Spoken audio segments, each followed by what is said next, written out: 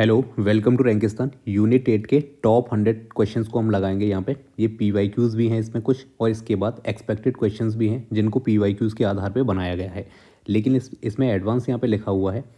इसका कारण यह है कि कुछ क्वेश्चंस इसमें से ऐसे हैं, कुछ टॉपिक इसमें से ऐसे हैं इस यूनिट के जिनको हम प्रीवियस यूनिट्स में कवर कर चुके हैं। तो उस लेवल के क्वेश्चंस एक मॉडरेट लेवल के हम पहले से ही कर चुके हैं उनके, तो बार बार वही क्वेश्चंस को दोहराना इसमें मुझे ज़्यादा आपके लिए बेनिफिशियल नहीं लगा। इसीलिए इसमें सेम टॉपिक, सेम जो क्वेश्चंस पूछे गए हैं उनके, लेकिन उसमें थोड़ा सा डिटेल मैंने इसमें बढ़ा करके क्वेश्चंस को फॉर्मेट यहाँ पे किया गया है। ठीक है, इसीलिए इनको हम यहाँ पे सॉल्व करेंगे। अब आसान सवाल तो हम पहले लगा चुके हैं, अब उसी के बेस पे, उसी के आधार पे हम थोड़े से डिफिकल्ट सवालों को इसमें लगाएंगे। ठीक है, एक्सप्लेनेशन के बाद अगर आपने पूरा देख लिया तो एक सवाल के साथ दो दो तीन तीन सवाल आपके तैयार भी हो जाएंगे, और इसके साथ ही सारी की सारी चीज़ें, सारा कॉन्सेप्ट आपका एकदम क्रिस्टल एंड क्लियर हो जाएगा, जैसा मैं हमेशा कोशिश करता हूँ आपके लिए करने का। चलिए क्वेश्चन नंबर 1 पे चलते हैं। क्या रहा है हमारा? Which amino acid is most abundant in collagen, the major protein in meat connective tissues. मांस का संयोजी ऊतक, मांस में एक ऊतक होता है जिसको हम कनेक्टिव टिश्यू कहते हैं, उसमें प्रमुख एक प्रोटीन पाया जाता है कोलेजन। ठीक है, एक सवाल तो आपका यहीं से बन गया। पूछेगा आपसे कि मांस के संयोजी ऊतक में कौन सा मेन प्रोटीन पाया जाता है, तो कोलेजन पाया जाता है। लेकिन सवाल इसके आगे है, कौन सा अमीनो एसिड सबसे अधिक पाया जाता है? बताइए, प्रोटीन तो कोलेजन है, लेकिन प्रोटीन किस चीज़ से बनते हैं? अमीनो एसिड से मिल करके। तो बताइए कौन सा अमीनो एसिड सबसे ज़्यादा इसमें पाया जाता है। चलिए ऑप्शन हैं आपके, लाइसिन है, हाइड्रोक्सीप्रोलाइन, मीथियोनिन या फिर ट्रिप्टोफैन। आप इसको एक बार पॉज करके लगाने की कोशिश कीजिए, तब तक मैं आपको पूरा कॉन्सेप्ट समझा देता हूँ। देखो, कोलेजन ना एक प्रोटीन है जैसा इसमें लिखा है। तो मांस के जो कनेक्टिव टिश्यूज है ना, उनमें बहुत सारे प्रोटीन होते हैं, लेकिन जो सबसे मेन जो प्रोटीन होता है जिसको हम बोलेंगे मांस की रीढ़ की हड्डी, एक तरह से देखो मांस की रीढ़ की हड्डी की बात नहीं कर रहा हूँ, एक तरह से मैं बोलूँ कि बहुत सारे प्रोटीन्स में से कोई एक ऐसा प्रोटीन जो सबसे ज़्यादा मोस्ट इंपॉर्टेंट उसके लिए होता है। ठीक है, चलिए, और इसका जो स्ट्रक्चर है इसको हम बोलते हैं ट्रिपल हेलिक्स।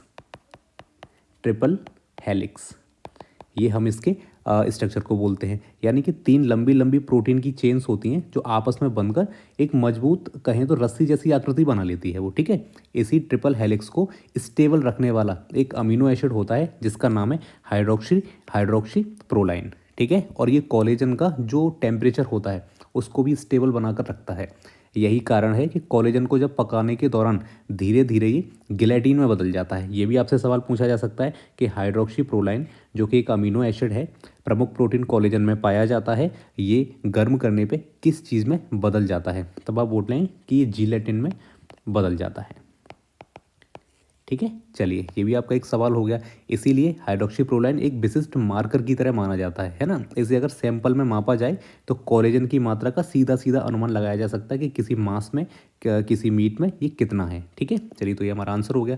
ऑप्शंस थोड़े से देख लेते हैं। लाइसिन की बात करेंगे। लाइसिन देखो इंपॉर्टेंट तो है, ये भी एक अमीनो एसिड ही है, लेकिन कोलेजन का सबसे मेन अमीनो एसिड ये नहीं है। ठीक है, पहली चीज़ तो ये, यहाँ पे प्रमुख प्रोटीन कोलेजन आपका पूछा है। चलिए, मिथुनिन की बात करेंगे तो मेरे भाई सल्फर कंटेनिंग अमीनो एसिड है ये, कोलेजन का हॉलमार्क हम इसको नहीं कह सकते। ठीक है, चलिए, फिर है हमारा लास्ट ट्रिप्टोफैन। कोलेजन में लगभग नॉन डिटैचेबल, इसी की वजह से कोलेजन का न्यूट्रिशनल वैल्यू कम माना जाता है। ठीक है, देखिए, ये जो ट्रिप्टोफैन है ना, केवल इसी की वजह से कोलेजन का जो न्यूट्रिशनल वैल्यू है वो कम माना जाता है। ठीक है, ये भी आपसे सवाल पूछा जा सकता है। चलिए, तो आपको सब समझ आ गया हो। क्वेश्चन नंबर 2 पे चलते हैं। Which method is primarily use to tenderize meat by enzymatically breaking muscles and connective tissues? कौन सी विधि एंजाइमेटिक क्रिया द्वारा मांस को टेंडर बनाने में मुख्य भूमिका निभाती है? बताइए, सॉल्टिंग है क्या, ये एजिंग है, कैनिंग है, या फिर स्मोकिंग है? बहुत शानदार सवाल है मेरे भाई ये भी। चलो बताओ क्या हो जाएगा। देखो, आंसर हो जाएगा इसका ऑप्शन बी, एजिंग। ठीक है, देखिए बताता हूँ थोड़ा सा। स्लॉटरिंग जब हम करते हैं ना, तो उसके बाद मांस में नेचुरली कुछ एंजाइम्स धीरे धीरे मसल्स प्रोटीन्स को ब्रेक डाउन करना शुरू कर देते हैं। फिर से सुनो, जब हम स्लॉटर करते हैं तो मांस में नेचुरली कुछ एंजाइम्स होते हैं, जैसे वो एंजाइम्स का भी मैं नाम बता देता हूँ एक दो। जैसे एक हो जाएगा आपका कैलपेंस, ठीक है, और एक बता देता हूँ आपको कैथेप्सिन्स। ये दो एंजाइम्स हैं, ये धीरे धीरे मसल्स प्रोटीन को ब्रेक डाउन करना शुरू कर देते हैं। इस कंट्रोल्ड ब्रेक डाउन को कहते हैं एजिंग या कंडीशनिंग। यहाँ पे आपका एजिंग तो लिखा ही है, इसके अलावा यहाँ पे कंडीशनिंग भी यहाँ पे लिखा हुआ आ सकता था आपके लिए।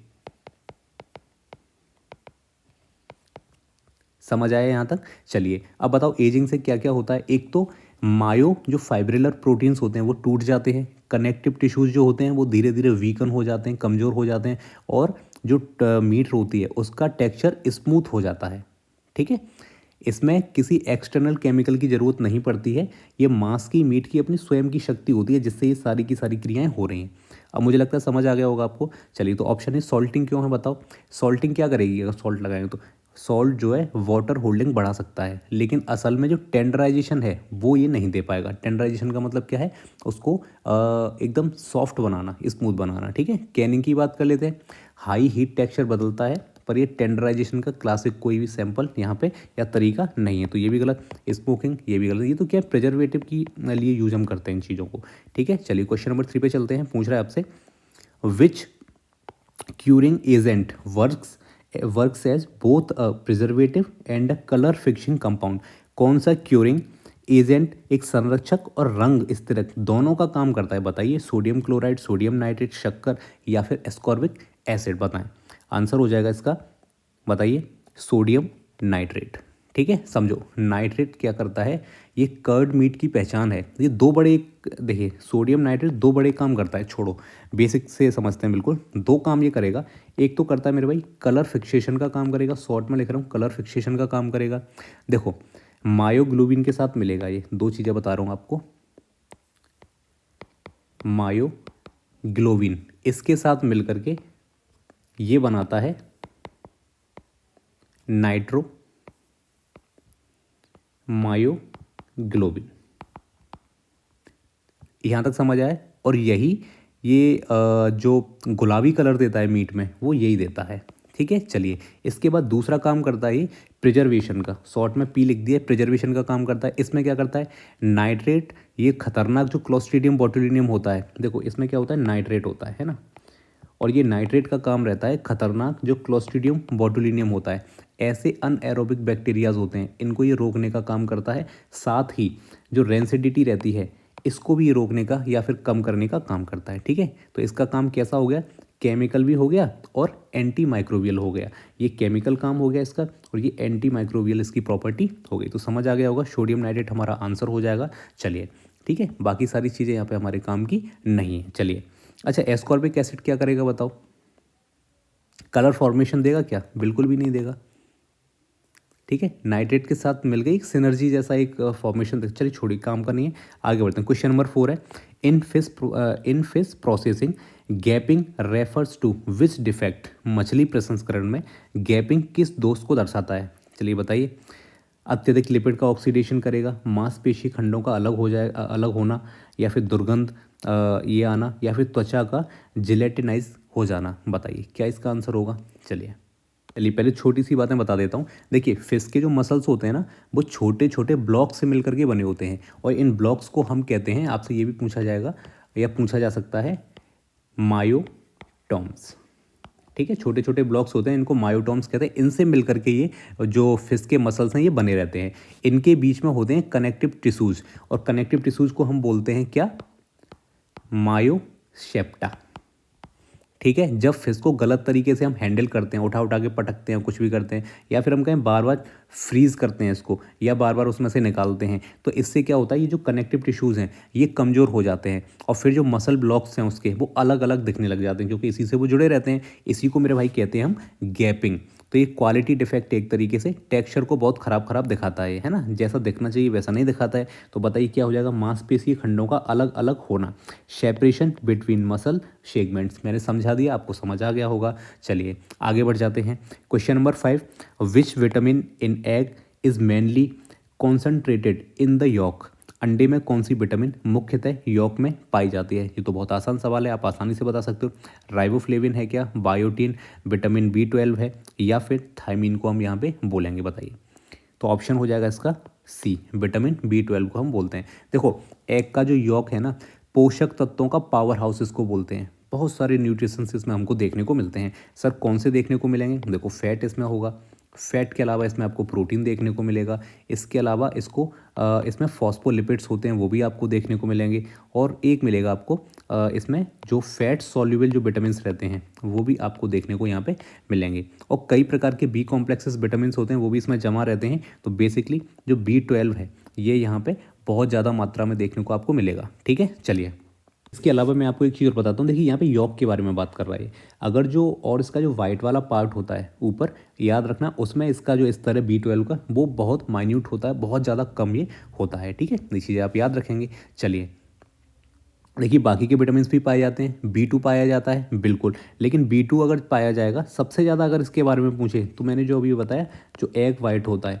उसमें आपको B2 सबसे ज़्यादा देखने को मिलेगा, और यॉक की बात करेगा तो B12 आपको सबसे ज़्यादा देखने को मिलेगा। ठीक है, बाकी बायोटिन, थायमिन ये सारे के सारे पाए जाते हैं अंडे में, लेकिन याद रखना बहुत कम मात्रा में ये होते हैं। ठीक है, यहाँ पर देखना है आपको कॉन्सेंट्रेटेड इसमें पूछा था। चलिए क्वेश्चन नंबर 6 पे चलते हैं। विच functional property of egg white which functional property of egg white helps in form formation. बताइए अंडे की सफ़ेदी की कौन सी विशेषता फॉर्म बनाने में मुख्य होती है?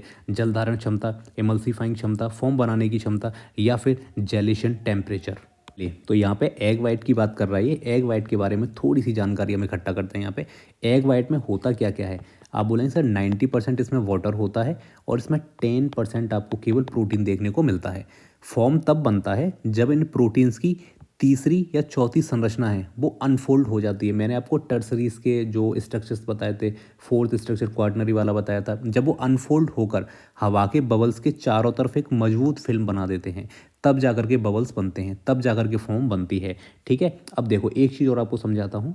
अगर आपसे ये भी पूछता है कि तो कौन है जो ये मिलकर के एक नेट जैसा बना लेते हैं, एक मजबूत फिल्म बना देते हैं जिससे हवा को कैद कर लेते हैं, तो दो तीन नाम या दो नाम याद रख सकते हो आप। एक तो होता है ओवलब्यूमिन।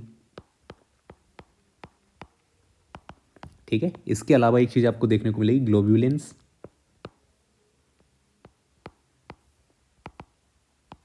ठीक है, चलिए ये सब मिलकर के एक नेट जैसा बना लेते हैं जो हवा को वहीं अपने अंदर रोक लेते हैं, और फॉर्म स्टेबिलिटी इसी की वजह से होती है मेरे भाई। ठीक है, तो फॉर्मिंग कैपेसिटी कब बढ़ जाती है बताइए? जब प्रोटीन थोड़ा सा डीनेचर हो जाता है, तो या फिर विस्कोसिटी मॉडरेट हो जाए, या फिर लिपिड इसके अपसेंट हो जाए, क्योंकि जो फैट है वो फॉर्म के ऐसा कह सकते हैं कि दुश्मन है, जब तक फैट रहेगा फॉर्म नहीं बनने देगा। तो इतनी सी चीज़ आपको समझ में आ गई होगी।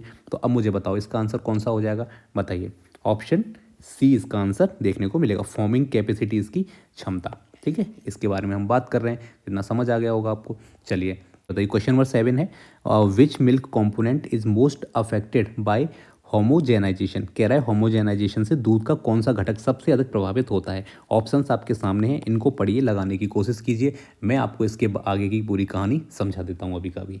देखिए यहाँ पे होमोजेनाइजेशन ये डेयरी साइंस का एक इम्पॉर्टेंट स्टेप है। मैं बताता हूँ कैसे।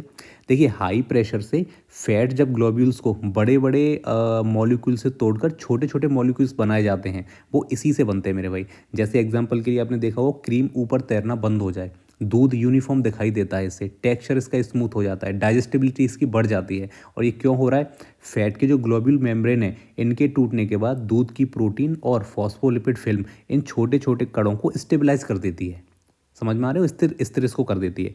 तो बताओ इसमें से कौन सा इसका आपका ऑप्शन सही हो जाएगा? ऑप्शन बी हो जाएगा, फैट ग्लोब्यूल साइज। इसके साइज़ की तो हम इतनी देर से बात कर रहे हैं, बड़े बड़े कण वो छोटे छोटे में टूट जाते हैं, सिंपल सी कहानी है। चलिए इसके बाद बताएं मुझे कि और क्या क्या इसमें से आ सकता है। लैक्टोज क्रिस्टल, इसके बारे में बताओ। ये इसलिए नहीं होगा क्योंकि लैक्टोज पूरी तरह से डिजोल्व रहता है, साइज़ बदलना ये होमोजेनाइजेशन का काम यहाँ पे हो जाएगा। ठीक है, तो ये इसलिए गलत हो जाए, बाकी के ऑप्शन हमारे यहाँ पे काम के मेरे भाई नहीं है। चलिए क्वेश्चन नंबर 8 पे चलते हैं। कह रहा है आपसे sweetened condensed milk is produced by which process. कह रहा है आपसे मीठा कंडेंस जो मिल्क है, थोड़ा गलत लग गया यहाँ पे, किस प्रक्रिया से बनता है? बताइए किससे बनेगा? ऑप्शंस आपके सामने है, देखने को। केवल अल्ट्रा फिल्ट्रेशन से बनेगा, या फिर वाटर इवेपोरेशन और शुगर एडिशन से बनेगा, लैक्टिक फर्मेंटेशन, या फिर स्प्रे ड्राइंग से ये देखने को आपको मिलेगा। तो देखिए ऑप्शन हो जाएगा हमारा बी, बिल्कुल करेक्ट है ये। थोड़ा सा समझ लो। देखो कंडेंस मिल्क बनने के सबसे इंपॉर्टेंट 2 स्टेप्स होते हैं, दोनों आपको मैं यहाँ बताऊँगा। 70% और जो वाटर है इसको हटाया जाना चाहिए सबसे पहले तो। इसके बाद जो 45% इसमें शुगर ऐड कर दी जानी चाहिए। इसमें शुगर को ऐड करना पड़ेगा। तब जो माइक्रोबियल जो शुगर है ना वो माइक्रोबियल ग्रोथ को रोक देगी, क्योंकि हाई ऑस्मेटिक जो प्रेशर होगा वो माइक्रो ऑर्गेनिज्म के अंदर का पानी अंदर से सोख लेता है। ये मैंने आपको पहले भी बताया था। इससे स्पॉइलेज लगभग असंभव हो जाता है। इसका सेल्फ लाइफ लंबा हो जाएगा। स्टोरेज इसका बिना रेफ्रिजरेटर के भी संभव हो जाएगा, काफ़ी लंबे समय तक ये रह सकता है। ठीक है, चलिए तो आंसर हमारा कौन सा हो जाएगा? B, water evaporation plus sugar addition. इन दोनों को करने से मेरे भाई ये मीठा कंडेंस मिल्क आपको देखने को मिलेगा। अल्ट्रा फिल्ट्रेशन के बारे में बताओ। ये सिर्फ जो सॉल्यूट्स कॉन्सेंट्रेट है सिर्फ वो करता है, ये काम का नहीं है। बाकी सारी चीज़ें आप छोड़ दीजिए यहाँ पर। ठीक है, लैक्टिक फर्मेंटेशन तो आप समझते ही हो, ये योगर्ट दही बनाने के लिए काम आता है। स्प्रे ड्राइंग की बात करेगा यहाँ, तो ये जो मिल्क पाउडर होता है उसको बनाने के लिए काम आता है। क्वेश्चन नंबर 9 पे चलते हैं। क्या रहा है आपसे? HNO3 बताइए। ये परीक्षण में कौन सी मिलावट असामान्य दाने क्लॉट को बना देती है? देख लिए, which adulterant in milk gives an abnormal clot with nitric acid test. बताइए, सुपर इंपॉर्टेंट सवाल है, आने वाला सवाल है। चलिए बताइए, पानी है या हाइड्रोजन परऑक्साइड है या फिर डिटर्जेंट या फिर यूरिया? बताइए, कोई बता सकता है इसको? देखो सबसे पहले समझो, आंसर हो जाएगा इसका ऑप्शन डी यूरिया हो जाएगा। अब देखो, यूरिया नाइट्रोजन रिच एडल्ट्रेंट माना जाता है। जब इसकी मौजूदगी वाला दूध HNO3 से जब मिलता है तो प्रोटीन नाइट्रोजन बैलेंस बदल जाता है और एक अजीब तरीके का क्लॉट बन जाता है इसमें, जो नॉर्मल मिल्क में बनता नहीं है। तो यूरिया डिटेक्शन के कई तरीके होते हैं, ये टेस्ट उनमें से एक सबसे ज़्यादा फेमस और सबसे ज़्यादा एक कॉमन तरीका माना जाता है। ठीक है, यूरिया के लिए कौन? HNO3। ठीक है, इतना इतना समझ में आ गया होगा। चलिए, अब आपसे पूछेगा कि वाटर अगर पता करना है दूध में तो बताइए कैसे करेंगे? इसके लिए एक टेस्ट होता है जिसको हम बोलते हैं लैक्टोमीटर। टेस्ट तो नहीं है, एक तरह से एक डिवाइस है लैक्टोमीटर, इससे ये चेक किया जाता है। हाइड्रोजन परऑक्साइड, ये बताइए। देखो, ऑक्सीडेशन टेस्ट जो होता है उसमें ये पकड़ा जाता है, क्लॉट नहीं बनाता, तो ये भी हमारे काम का नहीं है। वहीं डिटर्जेंट की बात करेंगे तो भाई डिटर्जेंट फॉर्म बनाता है, क्लॉट नहीं बनाता है। क्लॉट कौन बनाएगा? ये यूरिया यहाँ पे होगा, ये बनाएगा। ठीक है, देखो दूध में आप जानते हो यूरिया ऐड कर देते हैं लोग, तो वो HNO3 से जैसे ही इससे रिएक्ट करेगा HNO3 से, तो ये क्या बना देता है? क्लॉट्स बना देता है, ग्रेन्यूल्स बना देता है, कड़ जैसे बना देगा, है ना। तो इसकी वजह से ये क्या हो जाता है? पता चल जाता है। क्वेश्चन नंबर 10 पे चलते हैं। Which cheese is made mainly by acid coagulation, मतलब विदाउट रेनेट? कौन सा चीज़ मुख्यतः अम्लीय जमावट रेनेट के बिना बन जाता है? बताइए। ऑप्शंस हैं, चेडर है, पनीर है, पार्मेजन है या स्विस है। डेली रोज़मर्रा के जीवन से भाई मेरे सवाल है ये, उसको आप बताएंगे। चलिए, तो ऑप्शन बी हो जाएगा कॉटेज चीज़, यानी पनीर की हम यहाँ पे बात कर रहे हैं। अब समझो, अरे कॉटेज चीज़ मतलब डेली का जो पनीर होता है उसी की बात कर रहा है। थोड़ा सा कॉन्सेप्ट समझो इसका, या तो हम पनीर की बात कर लें या कॉटेज चीज़ की बात कर रहे हैं। इसकी सिंपल केमिस्ट्री इतनी होती है कि मैं आपसे बोलूँ मिल्क प्लस एसिड में भी कौन सा? लैक्टिक एसिड हो सकता है, सिट्रिक एसिड हो सकता है। ये इसका pH कितना होगा बताओ? 4.6 लगभग इतना हम मान लेते हैं। ठीक है, तो इस pH पे क्या होता है? जो केसीन है, केसीन क्या है बताइए? केसीन इसकी प्रोटीन होती है दूध के अंदर। तो ये केसीन है ना, ये टूट जाती है, ये टूट कर कोगुलेट कर जाती है। अभी समझा दूंगा सारी चीज़ें। कोगुलेट ये बन जाते हैं इससे। ठीक है, इस पूरी प्रक्रिया में रेनेट है, रेनेट की ज़रूरत होती ही नहीं है, इतना सा समझ लीजिए। तो जो ट्रेडिशनल चीज़ है इसमें ये एसेंशियल माना जाता है। इस पनीर की खासियत होती है कि कुछ देखिए, माइल्ड फ्लेवर होता है इसका, और लेकिन इसमें मॉइस्चर काफ़ी हाई पाया जाता है, और इसका स्ट्रक्चर कैसा होता है? स्पंजी होता है। इतनी सी बात बस आप याद रखेंगे। ठीक है मेरे भाई, चलिए तो ऑप्शन हमारा कौन सा हो जाएगा? बी, इसके बारे में हम बात कर रहे हैं। देखिए, अगर आपसे इसका बोले चेडर, ये भी क्या है? एक तरीके का पनीर ही है मेरे भाई। इसमें रेनेट कोगुलेशन, मतलब इसमें रेनेट की ज़रूरत पड़ती है, ये बस याद रखेंगे। इसके अलावा पार्मेजन की जब बात करें तो ये हाई टेम्परेचर पर कुक किया जाता है। ठीक है, ये भी एक रेनेट बेस्ड चीज़ है। इसके अलावा देखो, इतना समझ लो, चेडर हो, पार्मेजन हो, स्विस हो, ये सारे के सारे इसमें रेनेट होते हैं, लेकिन बिना रेनेट के कोई होता है तो इसको कॉटेज चीज़ हम कहते हैं। इतना भी समझ लोगे तो आपका काम हो जाएगा। क्वेश्चन नंबर 11 पे चलते हैं। Which poultry step reduces bacterial load by scalding? कौन सा पोल्ट्री का चरण स्केल्डिंग द्वारा बैक्टीरिया कम करता है? बताइए। चलो बताओ, स्टनिंग होता है, आंतें निकाल देना है इसको, या फिर स्केल्डिंग व पंख हटाना, या फिर ठंडा करना, इनमें से कौन सा हमारा आंसर हो जाएगा? बताइए। तो देखिए, ऑप्शन सी हमारा आंसर हो जाएगा। अब थोड़ा सा समझा देता हूँ। स्केल्डिंग एक नया शब्द है, ये क्या होता है? देखो, स्केल्डिंग क्या है? पोल्ट्री प्रोसेस का सबसे क्रिटिकल थर्मल स्टेप होता है। समझते चलना मेरे एक एक शब्द को। इसमें हम पक्षी को कंट्रोल्ड एक गर्म पानी में, गर्म पानी का टेम्परेचर हम कह सकते हैं 50 से 60 डिग्री सेल्सियस इतना हो, इसमें हम कुछ सेकंड के लिए या फिर कुछ मिनट्स के लिए डुबाया जाता है इसमें। अब इस स्टेप के होते हैं दो फायदे। एक तो मेरे भाई क्या होता है कि इसके जो फैदर हैं, जो पंख हैं, उनके फॉलिकल्स ढीले हो जाते हैं, इससे डीफेदरिंग कर लेते हैं, यानी कि मशीन आसानी से इसके पंख निकाल देती है। सेकंड इसका ये फ़ायदा होता है कि इसके जो सरफेस बैक्टीरिया रहते हैं, वो सरफेस बैक्टीरिया का लोड कम हो जाता है, क्योंकि सरफेस पे बैक्टीरिया काय पे लगे होंगे, पंखों पे लगे रहते हैं, पंख इसमें से हट जाते हैं और बाकी इसकी इनर स्किन जो रहती है उसके भी वो मर जाते हैं या फिर इनएक्टिव हो जाते हैं, क्योंकि हम उसको थर्मल प्रोसेसिंग एक तरीके से करा रहे हैं। ठीक है, क्योंकि हीट सेंसिटिव जितने भी माइक्रोब्स होंगे इस स्टेप में ही मर जाते हैं। तो ये स्वाद, उसकी टेंडरनेस यानी कि स्मूथनेस, इसकी इंटरनल क्वालिटी, इसको बिल्कुल बदलता नहीं है। ये बिल्कुल एक ऐसी प्रोसेसिंग है कि जो कह सकते हैं हाइजीन ओरिएंटेड स्टेप है एक तरीके से। ठीक है, तो इसकी ऑप्शन सी हमारा आंसर हो जाएगा। चलिए इसके बाद चलते हैं 12th में। Rancidity develops mainly due to which lipid changes. बताइए पसा में रेंसिडिटी मुख्यतः किस परिवर्तन से होती है? प्रोटीन का डीनेचुरेशन हो जाता है, या फिर लिपिड हाइड्रोलाइसिस एंड ऑक्सीडेशन होता है, कैमरलाइजेशन हो जाता है, या फिर मिनरल पर्सिपिटेशन हो जाता है। बताइए, खनिज अवक्षेपण हो जाता है, बताएं। सर हमारा ऑप्शन बी हो जाएगा, लिपिड हाइड्रोलाइसिस एंड ऑक्सीडेशन। थोड़ा सा समझ लीजिए, एनिमल फैट्स दो तरह से स्पॉइल्ड होते हैं। मैं क्या बोल रहा हूँ, एनिमल जो फैट होगा वो दो तरह से स्पॉइल्ड आपको देखने को मिलेगा। पहला मेरे भाई एक होता है जिसको हम बोलते हैं, शॉर्ट में लिख रहा हूँ हाइड्रोलिटिक रेंसिडिटी, शॉर्ट में लिख रहा हूँ हाइड्रोलिटिक रेंसिडिटी। ये कैसे होता है बताओ? इसमें जो लाइपेज एंजाइम है ना, वो ट्राइग्लिसराइड को तोड़ देता है। क्या करता है इसमें? लाइपेज जो एंजाइम होता है, ये लाइपेज क्या है? एंजाइम है। ये किसको तोड़ता है? ये ट्राइग्लिसराइड रहते हैं, इनको तोड़ता है। और किस चीज़ में तोड़ता है बताओ? ये इसकी दो चीज़ें, या तो इनके बनाएगा वो फ्री जो फैटी एसिड्स रहते हैं उनको बनाएगा, मतलब इसी को बनाएगा, इसी में तोड़ेगा। ठीक है, ये चीज़ याद रखना। अनप्लीजेंट इसमें स्मेल आती है, और ज़्यादातर जो ब्यूट्रिक एसिड रहती है ये बहुत ज़्यादा ऐसी गंध इसमें से आती है। दूसरा वो जो मैंने आपको बताया वो होगा आपका, जिसमें होता है ऑक्सीडेटिव रेंसिडिटी। ठीक है, एक मैंने कौन सी बताई? हाइड्रोलिटिक रेंसिडिटी, दूसरा ऑक्सीडेटिव रेंसिडिटी। अब इसमें समझो, अनसैचुरेटेड जो फैटी एसिड्स होते हैं वो एयर में ऑक्सीजन के साथ रिएक्ट करते हैं। देखो फिर से लिख के बता रहा हूँ यहाँ पे, जो अनसैचुरेटेड फैटी एसिड्स होते हैं वो एयर में क्या होता है इनके साथ? ये रिएक्ट करते हैं मेरे भाई ऑक्सीजन से। ठीक है, किससे करेंगे? ऑक्सीजन से रिएक्ट करेंगे।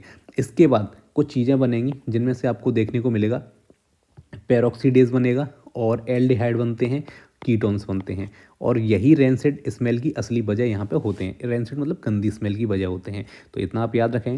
पोल्ट्री, फिश फैट, इनमें याद रखना जो पॉली अनसैचुरेटेड फैटी एसिड्स होते हैं वो बहुत ज़्यादा मात्रा में पाए जाते हैं, इसलिए रेंसिडिटी भी यहाँ पे बहुत ज़्यादा होती है, बहुत तेज़ होती है, गंदी स्मेल यहाँ पे आती है। जैसे देखा होगा आपने, कभी भी वहाँ से निकले होगे जहाँ पे ये सब चीज़ें कटती हैं या फिर वहाँ पे सेल होती हैं, मार्केट्स लगती हैं, बहुत गंदी स्मेल वहाँ पे आती है। तो कारण कहीं ना कहीं इसका यही लिपिड हाइड्रोलाइसिस और ऑक्सीडेशन यहाँ पे देखने को आपको मिलेगा। मैंने दोनों चीज़ें आपको समझा दी, आपको समझ भी आ गई होंगी मेरे भाई। ठीक है, चलिए इसके बाद अब 13 पे चलते हैं। Added water in milk is detected using which test? बताइए, ये तो बहुत आसान है, इसके लिए तो कुछ बताना नहीं है आपको। लैक्टोमीटर से हमको ये टेस्ट का पता चलता है। ठीक है, चलिए, लेकिन थोड़ा सा फिर भी मैं आपको बता देता हूँ।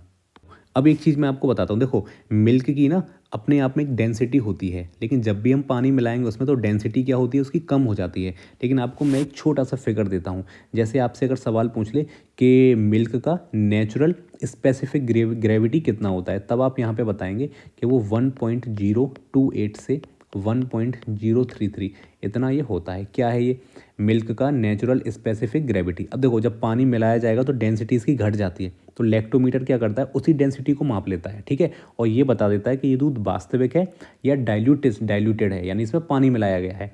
तो ये टेस्ट सिंपल होता है, क्विक होता है, और ये फील्ड लेवल पर डिटेक्शन में काफ़ी ज़्यादा भरोसेमंद और फास्ट रहता है। तो लैक्टोमीटर हमारा आंसर हो जाएगा, ये आप याद रखेंगे। ठीक है मेरे भाई, चलो इसके अलावा है ना, लेकिन यहाँ पे एक चीज़ और आपको दिखेगी, ये पीएच मीटर तो क्या पीएच बताएगा, इसका कोई लेना देना नहीं है। लेकिन यहाँ पे लिखा हुआ है रिफ्रैक्टोमीटर। ये रिफ्रैक्टोमीटर भी किसी चीज़ को मापता है।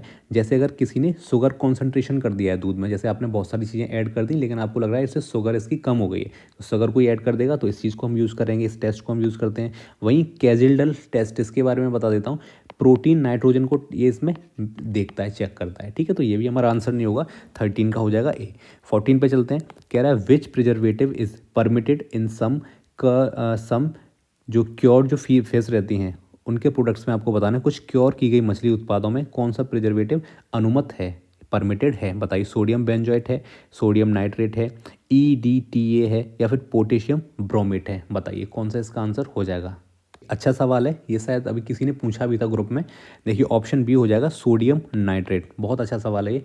देखो नाइट्रेट है ना, फिश क्योरिंग में कंट्रोल्ड मात्रा में अनुमत है, कारण ये अनएरोबिक बैक्टीरियाज को रोकता है, खासकर जैसे क्लोस्ट्रीडियम की हम बात करें। दूसरा ये क्या करता है, क्यूरिंग कलर को स्टेबलाइज कर देता है, कलर को नहीं बदलने देता है। इसके अलावा स्पॉइलेज को डिले भी कर देता है, जिससे प्रोडक्ट की सेल्फ लाइफ बढ़ जाती है। तो सोडियम नाइट्रेट हमारे लिए कैसा है, अच्छा है। फिश क्यूरिंग में सोडियम नाइट्रेट की लिमिट रेगुलेशन के तहत फिक्स की जाती है, ऐसा नहीं कि कितना भी इसमें कुछ मिक्स कर देंगे। इतना सा बस आप याद रखोगे तब भी आपका काम चल जाएगा, ठीक है। बाकी सोडियम बेंजोएट हमारे यहाँ पे आंसर नहीं होगा, एसिडिक फूड्स में ये डाला जाता है, ठीक है। तो इन सब चीज़ों में जैसे क्योर्ड जो मीट है, फिश है, इनमें प्राइमरी ये प्रिजर्वेटिव का काम नहीं करेगा, ठीक है। चलिए बाकी EDTA ये क्या है बताओ। यहाँ पे ये कोई काम का नहीं है, असल में एक agent used to bind to metal ions जो होते हैं उनके लिए काम होता है। यहाँ पे हमारे काम का ही नहीं। चलिए 15 पे चलते हैं, जहाँ जो ज़रूरत की चीज़ होगी वही मैं बताऊँगा, ठीक है। 15 पे चलते हैं, कह रहा है spray drying after pasteurisation produces which egg product. Pasteurisation के बाद स्प्रे ड्राइंग से कौन सा अंडे का उत्पाद बनता है, बताइए। फ्रोजन होल एग, या फिर egg powder, liquid egg white, या फिर पिकल्ड एग्स, बताइए। बहुत ही अच्छा सवाल है, बताइए क्या हो जाएगा। ऑप्शन हो जाएगा बी, एग पाउडर, ठीक है। अब देखो ड्राइड एग एक तरह से हो गया, देखो यहाँ पे एग पाउडर की जगह ड्राइड एग भी लिख सकता था, तो कंफ्यूज यहाँ पे नहीं होना है मेरे भाई। ड्राइड एग ये भी लिखा आ सकता था। अब देखो एग को पहले पास्चराइज किया जाएगा, पैथोजन इसके मर जाएंगे, प्रोटीन्स इसके फंक्शनल बने रहेंगे, मतलब ख़राब नहीं होंगे। इसके बाद स्प्रे ड्रायर में हॉट एयर के साथ कांटेक्ट कराया जाता है, ड्रॉपलेट्स इसके तुरंत पाउडर में बदल जाते हैं, और ये पाउडर जो है सेल्फ जो इसका स्टेबल होता है, ट्रांसपोर्टेबल होता है, बेकिंग और इंडस्ट्रियल फूड्स में हाईली यूजफुल माना जाता है इसको, ठीक है। इतनी सी बस कहानी आप याद रखेंगे तब आपका काम हो जाएगा। चलिए आगे बढ़ जाते हैं मेरे भाई। तो यहाँ पे क्वेश्चन नंबर 16 पे चलते हैं, कह रहे हैं आपसे freezing point depression of milk depends mainly on. दूध के फ्रीजिंग पॉइंट डिप्रेशन का मुख्य कारण क्या है, फैट कंटेंट है, सॉल्युबल सॉलिड्स हैं जैसे कि लैक्टोज और सॉल्ट, केशिन कंटेंट है, या फिर स्टोरेज टेम्परेचर है, बताइए। अच्छा सवाल है ये वाला भी। चलिए आंसर तो इसका हो जाएगा ऑप्शन बी, सॉल्युबल जो सॉलिड्स होते हैं, लैक्टोज और सॉल्ट, घुलनशील ठोस, ये हमारा आंसर हो जाएगा। अब देखो दूध का फ्रीजिंग पॉइंट कितना होता है, पहले तो ये बताएंगे आप मुझे, दूध का फ्रीजिंग पॉइंट कितना होता है, कमेंट सेक्शन में मुझे बताना कितना होता है, चाहे सर्च करके बताना, कहीं से भी बताना। लेकिन इतना आसान सवाल है, अगर ये भी आ गया तो मुसीबत हो जाएगी, इसलिए आपको पता होना चाहिए, इतनी मेहनत आप खुद से करना, क्योंकि इसमें अब देखो, अब आगे बढ़ते हैं। देखो कई प्रकार के डिजॉल्व सॉलिड्स होते हैं, किस में होते हैं, दूध में होते हैं, जैसे लैक्टोज भी होता है, उसमें सॉल्ट भी होता है, इनकी स्मॉल मॉलिक्यूल्स होते हैं जो हमको दिखाई भी नहीं देते। अब ये जो सॉल्यूट्स हैं ना, ये पानी के आइस क्रिस्टल्स फॉर्मेशन को बाधित करते हैं, इसी को कहते हैं फ्रीजिंग पॉइंट डिप्रेशन।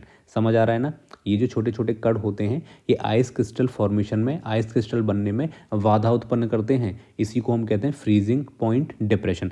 ये तो समझ में आ गई होगी ये वाली लाइन आपको। अब इसके बाद चलते हैं, अगर दूध में पानी मिला दिया जाए तो ये सॉल्यूट्स हैं ये कम हो जाते हैं, और फिर हमारा जो फ्रीजिंग पॉइंट है वो ऊपर चला जाता है, मतलब कम नेगेटिव होगा। तो यही एडल्ट्रेशन का सबसे साइंटिफिक प्रूफ यहाँ पे माना जाएगा, ठीक है। तो ऑप्शन हमारा बी हो जाएगा, ये चीज़ आप याद रखेंगे। चलिए आगे बढ़ जाते हैं 17 पे। Which method is least effective against spores in canned meats, बताइए। अच्छा सवाल है, इसको हम कई बार कर चुके हैं। 17 का बताइए कौन सा आंसर होगा। HTST pasteurization, commercial sterilization, pressure thermal process, aseptic processing. अब आपको मज़ा आ रहा होगा, अब लग रहा होगा कि हाँ यार इनमें से कौन सा होगा, तो अच्छे सवाल बनाए ये वाले। HTST, लेकिन तुम लोग कभी भी, लेकिन नहीं करते भी हो, कुछ लोग करते भी हो एडमायर, लेकिन पता नहीं कितने लोग करते हो। चलिए ऑप्शन ए हमारा आंसर हो जाएगा HTST। ये तो आपको पता है कि ये पास्चराइजेशन की जहाँ पे बात आती है तब आपके दिमाग में ये छप जाना चाहिए कि 72 डिग्री सेल्सियस की बात कर रहे हैं और 15 सेकेंड, ये इतने हम टाइमिंग की बात कर रहे हैं, ठीक है। चलिए तो देखो बैक्टीरियल स्पोर्स होते हैं जैसे बैसिलस हो गया, क्लोस्ट्रीडियम हो गया, ये दुनिया के सबसे ज़्यादा हीट रेसिस्टेंट होते हैं ये, ठीक है। HTST पास्चराइजेशन जब हम करते हैं तो ये मेरे भाई वेजिटेटिव जो सेल्स हैं उनको मार देता है, स्पोर्स को बिल्कुल भी प्रभावित नहीं करता है, और यही कारण है कि पास्चराइज जो मिल्क है वो सेल्फ स्टेबल नहीं होता है। कैंड फूड में रेफ्रिजरेट क्यों नहीं करना पड़ता बताओ, क्योंकि वहाँ पे 121 डिग्री सेल्सियस, मैंने बताया था 121 डिग्री सेल्सियस इस पर रिटॉर्ट किया जाता है, ठीक है, जो स्पोर्ट्स की दीवारों को भी तोड़ देता है। तो इसीलिए जो HT पाश्चराइजेशन है, इसमें आपने देखा होगा दूध को जब हम इस पर करते हैं उसके बाद भी जो इसकी स्पोर्ट्स बिल्कुल प्रभावित नहीं होते, मतलब मरते नहीं है पूरे तरीके से, और बाद में फिर दूध हमारा टेक्निकली ख़राब हो ही जाता है। तो ये चीज़ आप याद रखें, ऑप्शन हमारा ए हो जाएगा। बाकी ऑप्शन बी देखिए, कह रहा है आपसे कमर्शियल स्टरलाइजेशन। अब देखिए यहाँ बताने की चीज़ है तो मैं यहाँ पर बताऊँगा आपको। अब देखिए ऑप्शन बी, इसमें देखेंगे ये रीटॉर्ट की बात कर रहा है मेरे भाई, एक तरह से किसकी बात कर रहा है, ये रीटॉर्ट की बात कर रहा है। 121 डिग्री सेल्सियस या फिर इससे अधिक पे हम इसको करेंगे तब स्पोर्ट्स भी इससे मर जाते हैं, उसके लिए डिज़ाइन किया जाता है। इसके अलावा कह रहा है आपसे प्रेशर थर्मल प्रोसेसिंग, भाई मेरे हाई प्रेशर ऐड कर दो प्लस इसमें हीट, देखो प्रेशर तो है ही प्लस थर्मल यानी कि हीट भी इसमें ऐड कर दो, ये दोनों जब करोगे तो स्पोर्ट्स के लिए काफ़ी ज़्यादा इफेक्टिव ये भी माना जाता है। इसके बाद एसेप्टिक पैकेजिंग की बात कर रहा है, प्रोसेसिंग की बात कर रहे हैं, पैकेजिंग ने पहले प्रोडक्ट को स्टरलाइज किया जाता है, इससे स्पोर्ट्स किल हो जाते हैं, ये मैं आपको बता चुका हूँ पहले की, ठीक है, ये भी यहाँ पे काम का नहीं होगा। यहाँ पे जो पूछा है हमारा ऑप्शन ए इसका आंसर होगा। चलिए 18 पे चलते हैं, क्या रहा आपसे, which step removes bacteria by physical separation, कौन सा चरण बैक्टीरिया को भौतिक पृथक्करण से हटा देता है, पाश्चराइजेशन हो जाएगा, माइक्रो अल्ट्रा फिल्ट्रेशन, UHT या फिर होमोजेनाइजेशन। बताइए कौन सा इसमें आंसर आपका, आपको लगता है कि सही होना चाहिए सर। ऑप्शन बी हो जाएगा माइक्रो अल्ट्रा फिल्ट्रेशन। थोड़ा सा समझ लो क्या कॉन्सेप्ट है इसका। माइक्रो फिल्ट्रेशन या फिर अल्ट्रा फिल्ट्रेशन, ये मेम्ब्रेन बैक्टीरिया को फिजिकली रोक लेते हैं, ठीक है, ये मेम्ब्रेन्स ऐसी होती हैं जो बैक्टीरियाज को फिजिकली रोक लेती हैं। पानी और छोटे मॉलिक्यूल्स तो इससे निकल जाते हैं, माइक्रोब्स इसमें फंस जाते हैं। जैसे सुबह चाय बनाते हो, चलनी में छानते हो तो ऊपर पत्ती पत्ती और अदरक ऊपर रह जाता है, बाकी चाय चाय नीचे निकल जाती है। समझ आ रहा है ना। चलिए तो ऐसे ही ये काम करता है, तो ये चीज़ आप याद रखेंगे। पाश्चराइजेशन थोड़ी ना हो जाएगा, पाश्चराइजेशन नहीं है ये रिमूवल है, नॉट एक्टिवेशन, इनएक्टिवेशन है। एक तरह से अगर मैं आपसे पूछूं कि क्या है ये, रिमूवल है क्या, तो भाई मेरे यस, इनएक्टिवेशन नहीं है। पाश्चराइजेशन को हम इनएक्टिवेशन कहते हैं, इनएक्टिव कर देता है इसमें, ठीक है। तो माइक्रो फिल्ट्रेशन मिल्क की सेल्फ लाइफ बढ़ा देता है और स्पोर काउंट भी कम कर देता है, ठीक है, इतना सा याद रखेंगे, बेसिक सी ये बात है। चलिए UHT तो आप जानते हो कितना होता है, बताइए 135 से 150 डिग्री सेल्सियस की हम बात करते हैं। चलिए, और ये जो अभी होमोजीनाइजेशन मैंने जो बताया था, बताइए एक सवाल इसका हम कर चुके हैं। फैट जो ग्लोब्यूल्स होते हैं उनके साइज़ बदलने की प्रक्रिया ये होती है, बड़े बड़े टुकड़े छोटे छोटे टुकड़ों में टूटते हैं। माइक्रोब से इसका कोई लेना देना नहीं है। 19 पे चलते हैं, क्या रहा है आपसे, fish freshness is assessed by which indicator, मछली की ताजगी किस संकेतक से आंकी जाती है, TVN, TMA, pH, मॉइस्चर या फिर ऐश। बताएं कौन सा आंसर आपको लगता है कि सही होगा। तो ऑप्शन ए हो जाएगा TVB एंड TMA, ठीक है। अब थोड़ा सा समझो, TVB पहले तो इसको ही समझ लो, इसके बारे में आपको पूछ ले इसका फुल फॉर्म, तो टोटल वॉलेटाइल बेसिक, ठीक है, और एन का मतलब है नाइट्रोजन, ठीक है। इसमें देखो मेरे भाई अमोनिया और डाई मिथाइलमाइन जो होती है जिसको हम क्या बोलते हैं, DMA, ठीक है, डाई मिथाइलमाइन।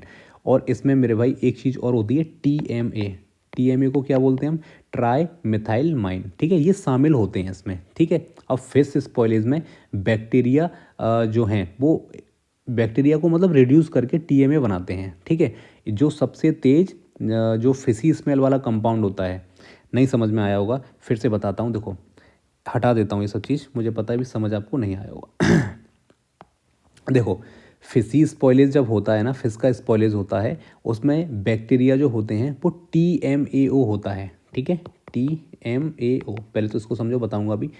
इसको रिड्यूस कर देते हैं, रिड्यूस कर देंगे और बनाते हैं TMA। TMA मैंने अभी क्या बताया था, बताओ, TMA मैंने बताया था ट्राई मिथाइलमाइन, ये बनाते हैं, ठीक है। जब ये बना देंगे तो यही होता है जो बहुत गंदी फिश वाली स्मेल देता है। ये ऐसा कंपाउंड होता है जो फिशी स्मेल देता है, जो कि बहुत तीव्र होती है, ठीक है। तो देखिए अब आपसे एक सवाल और पूछेगा मेरे भाई, TVBN ये बढ़ता जाएगा और जो फ्रेशनेस है ये घटती जाएगी, क्यों, क्योंकि ये बढ़ता जाएगा TMA जो कि गंदी स्मेल देगा फिशी। इतनी सी बेसिक सी बात है, तो ये चीज़ आप याद रखेंगे। चलिए इसके अलावा यहाँ पे हमारी कोई भी चीज़ काम की नहीं है। 20 पे चलते हैं, कह रहा है आपसे इंपॉर्टेंट एंजाइम इन मीट टेंडराइजेशन, पोस्टमार्टम की बात करें बाद की, मास टेंडराइजेशन में मुख्य एंजाइम इनमें से कौन सा, एमाइलेज, कैल्पेन, लाइपेज या फिर सेलुलेज। बताइए, अच्छा सवाल है, ये भी आपसे बिल्कुल पूछा जा सकता है। ऑप्शन हो जाएगा बी, कैल्पेन, ठीक है, थोड़ा समझ लो। पोस्टमार्टम मीट टेंडराइजेशन का नायक होता है एक तरह से कैल्पेन सिस्टम। बता रहा हूँ सारी चीज़। ये कैल्शियम एक्टिवेटेड प्रोटीन्स होते हैं एक तरह से, ठीक है। समझो फिर से, मसल प्रोटीन्स होती है टाइटिन, नेब्यूलिन, डेस्मिन, डिस्माइन, इसको तोड़कर फाइबर स्ट्रक्चर को लूज कर देता है, ढीला कर देता है, जिससे टेक्सचर नरम हो जाता है। तो टेंडरनेस की जो असली जो व्यवस्था है ना, ये कैलपेंस के बिना अधूरी है एक तरह से। इस चीज़ को आप याद रखेंगे, ठीक है।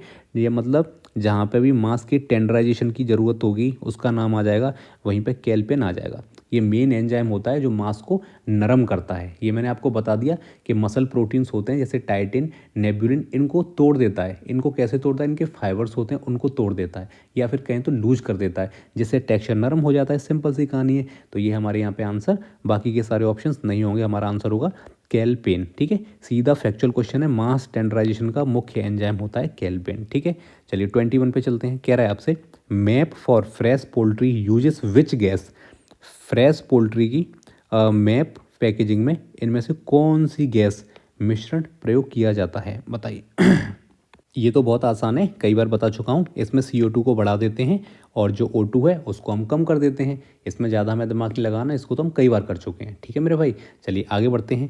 क्वेश्चन नंबर 22 है, starch adulteration in milk can be detected using which reagent, बताइए। अरे समझ आया ना, ये वाला मैप होता है वही जिसको हमने पढ़ा था, मॉडिफाइड एटमॉस्फेयर जो प्रोसेसिंग होती है उसमें हम इसको यूज करते हैं। इसमें क्या करते हैं, एक गैस को बढ़ाया जाता है, एक को कम किया जाता है। तो इसमें मेरे भाई CO2 को बढ़ाया जाता है और ऑक्सीजन को कम किया जाता है। बदल के भी दे सकता था आपको कि ऑक्सीजन को कम किया जाता है और CO2 को बढ़ाया जाता है। समझ में आ रहा है ना? ऐसे कैसे भी इसको घुमा के दे देगा, तो आपको इसमें गड़बड़ नहीं करना है, ठीक है। चलिए 22 बताइए, दूध में स्टार्च की मिलावट किस अभिकर्मक से पता चलती है, बताइए किससे पता चलेगी। ऑप्शंस दे रहा है, iodine, detergent test, urea test, या फिर नाइट्रेट टेस्ट। तो आयोडीन का पता चलता है मेरे भाई, ऑप्शन ए में लिखा हुआ है आयोडीन से, ठीक है। चलिए क्या होता है कॉन्सेप्ट समझो इसका थोड़ा सा। आयोडीन स्टार्च के साथ मिलकर के कहें तो डीप ब्लू ब्लैक कॉम्प्लेक्स बना लेती है, ठीक है। और ये सबसे पुराना, सबसे विश्वसनीय और कहें तो सबसे सरल टेस्ट होता है। स्टार्च एडल्ट्रेशन को तुरंत पकड़ भी लेता है। एडल्ट्रेशन का मतलब क्या है? मिलावट है। मिल्क में स्टार्च मिलाना दो कारणों से गलत होता है। एक तो क्या करता है, ये थिकनेस बढ़ा देता है। दूसरा, जो सॉलिड नॉट फैट होते हैं SNF, जिनको हम बोलते हैं सॉलिड नॉट फैट, उनको आर्टिफिशियल रूप से बढ़ा दिया जाता है, ठीक है। तो आयोडीन टेस्ट इसे क्या करता है, तुरंत बता देता है। ये चीज़ हम याद रखेंगे, ठीक है भाई। चलो चलिए इसके बाद चलते हैं 23 पे चलते हैं। Fish oil is rich in which fatty acid, मछली तेल किस फैटी एसिड से सबसे ज़्यादा समृद्ध होता है, बताइए कौन सा हो जाएगा। देखिए सीधा सिंपल आंसर हो जाएगा इसका, तो EPA, DHA। ये तो कई बार चीज़ों को इसको तुम देख चुके हैं। Omega 3 मतलब सबसे ज़्यादा इसमें पाया जाता है, किस में? जो फिश ऑयल होता है उसमें। तो फिश ऑयल दुनिया का सबसे अच्छा नेचुरल सोर्स है किस चीज़ का? Long chain Omega 3 fatty acid का। देखिए ये चीज़ आप याद रखें। और इनमें खासकर EPA और DHA, ये एसिड होते हैं एक प्रकार के, ये इसमें पाए जाते हैं, ठीक है। ये चीज़ें आप याद रखेंगे। चलिए तो आगे बढ़ जाते हैं मेरे भाई। कह रहा है ऑप्शन क्वेश्चन नंबर 24 में बोल रहा है कि हॉग यूनिट, ये measures which quality of egg. Haugh unit अंडे की किस गुणवत्ता को मापती है? देखिए कितना अच्छा सवाल है, बताइए किसको मापती है मेरे भाई। यॉक का कलर बताएगी, एल्ब्यूमिन की हाइट बताएगी, या फिर शेल की थिकनेस, या फिर कोलेस्ट्रॉल को बताती है, बताइए।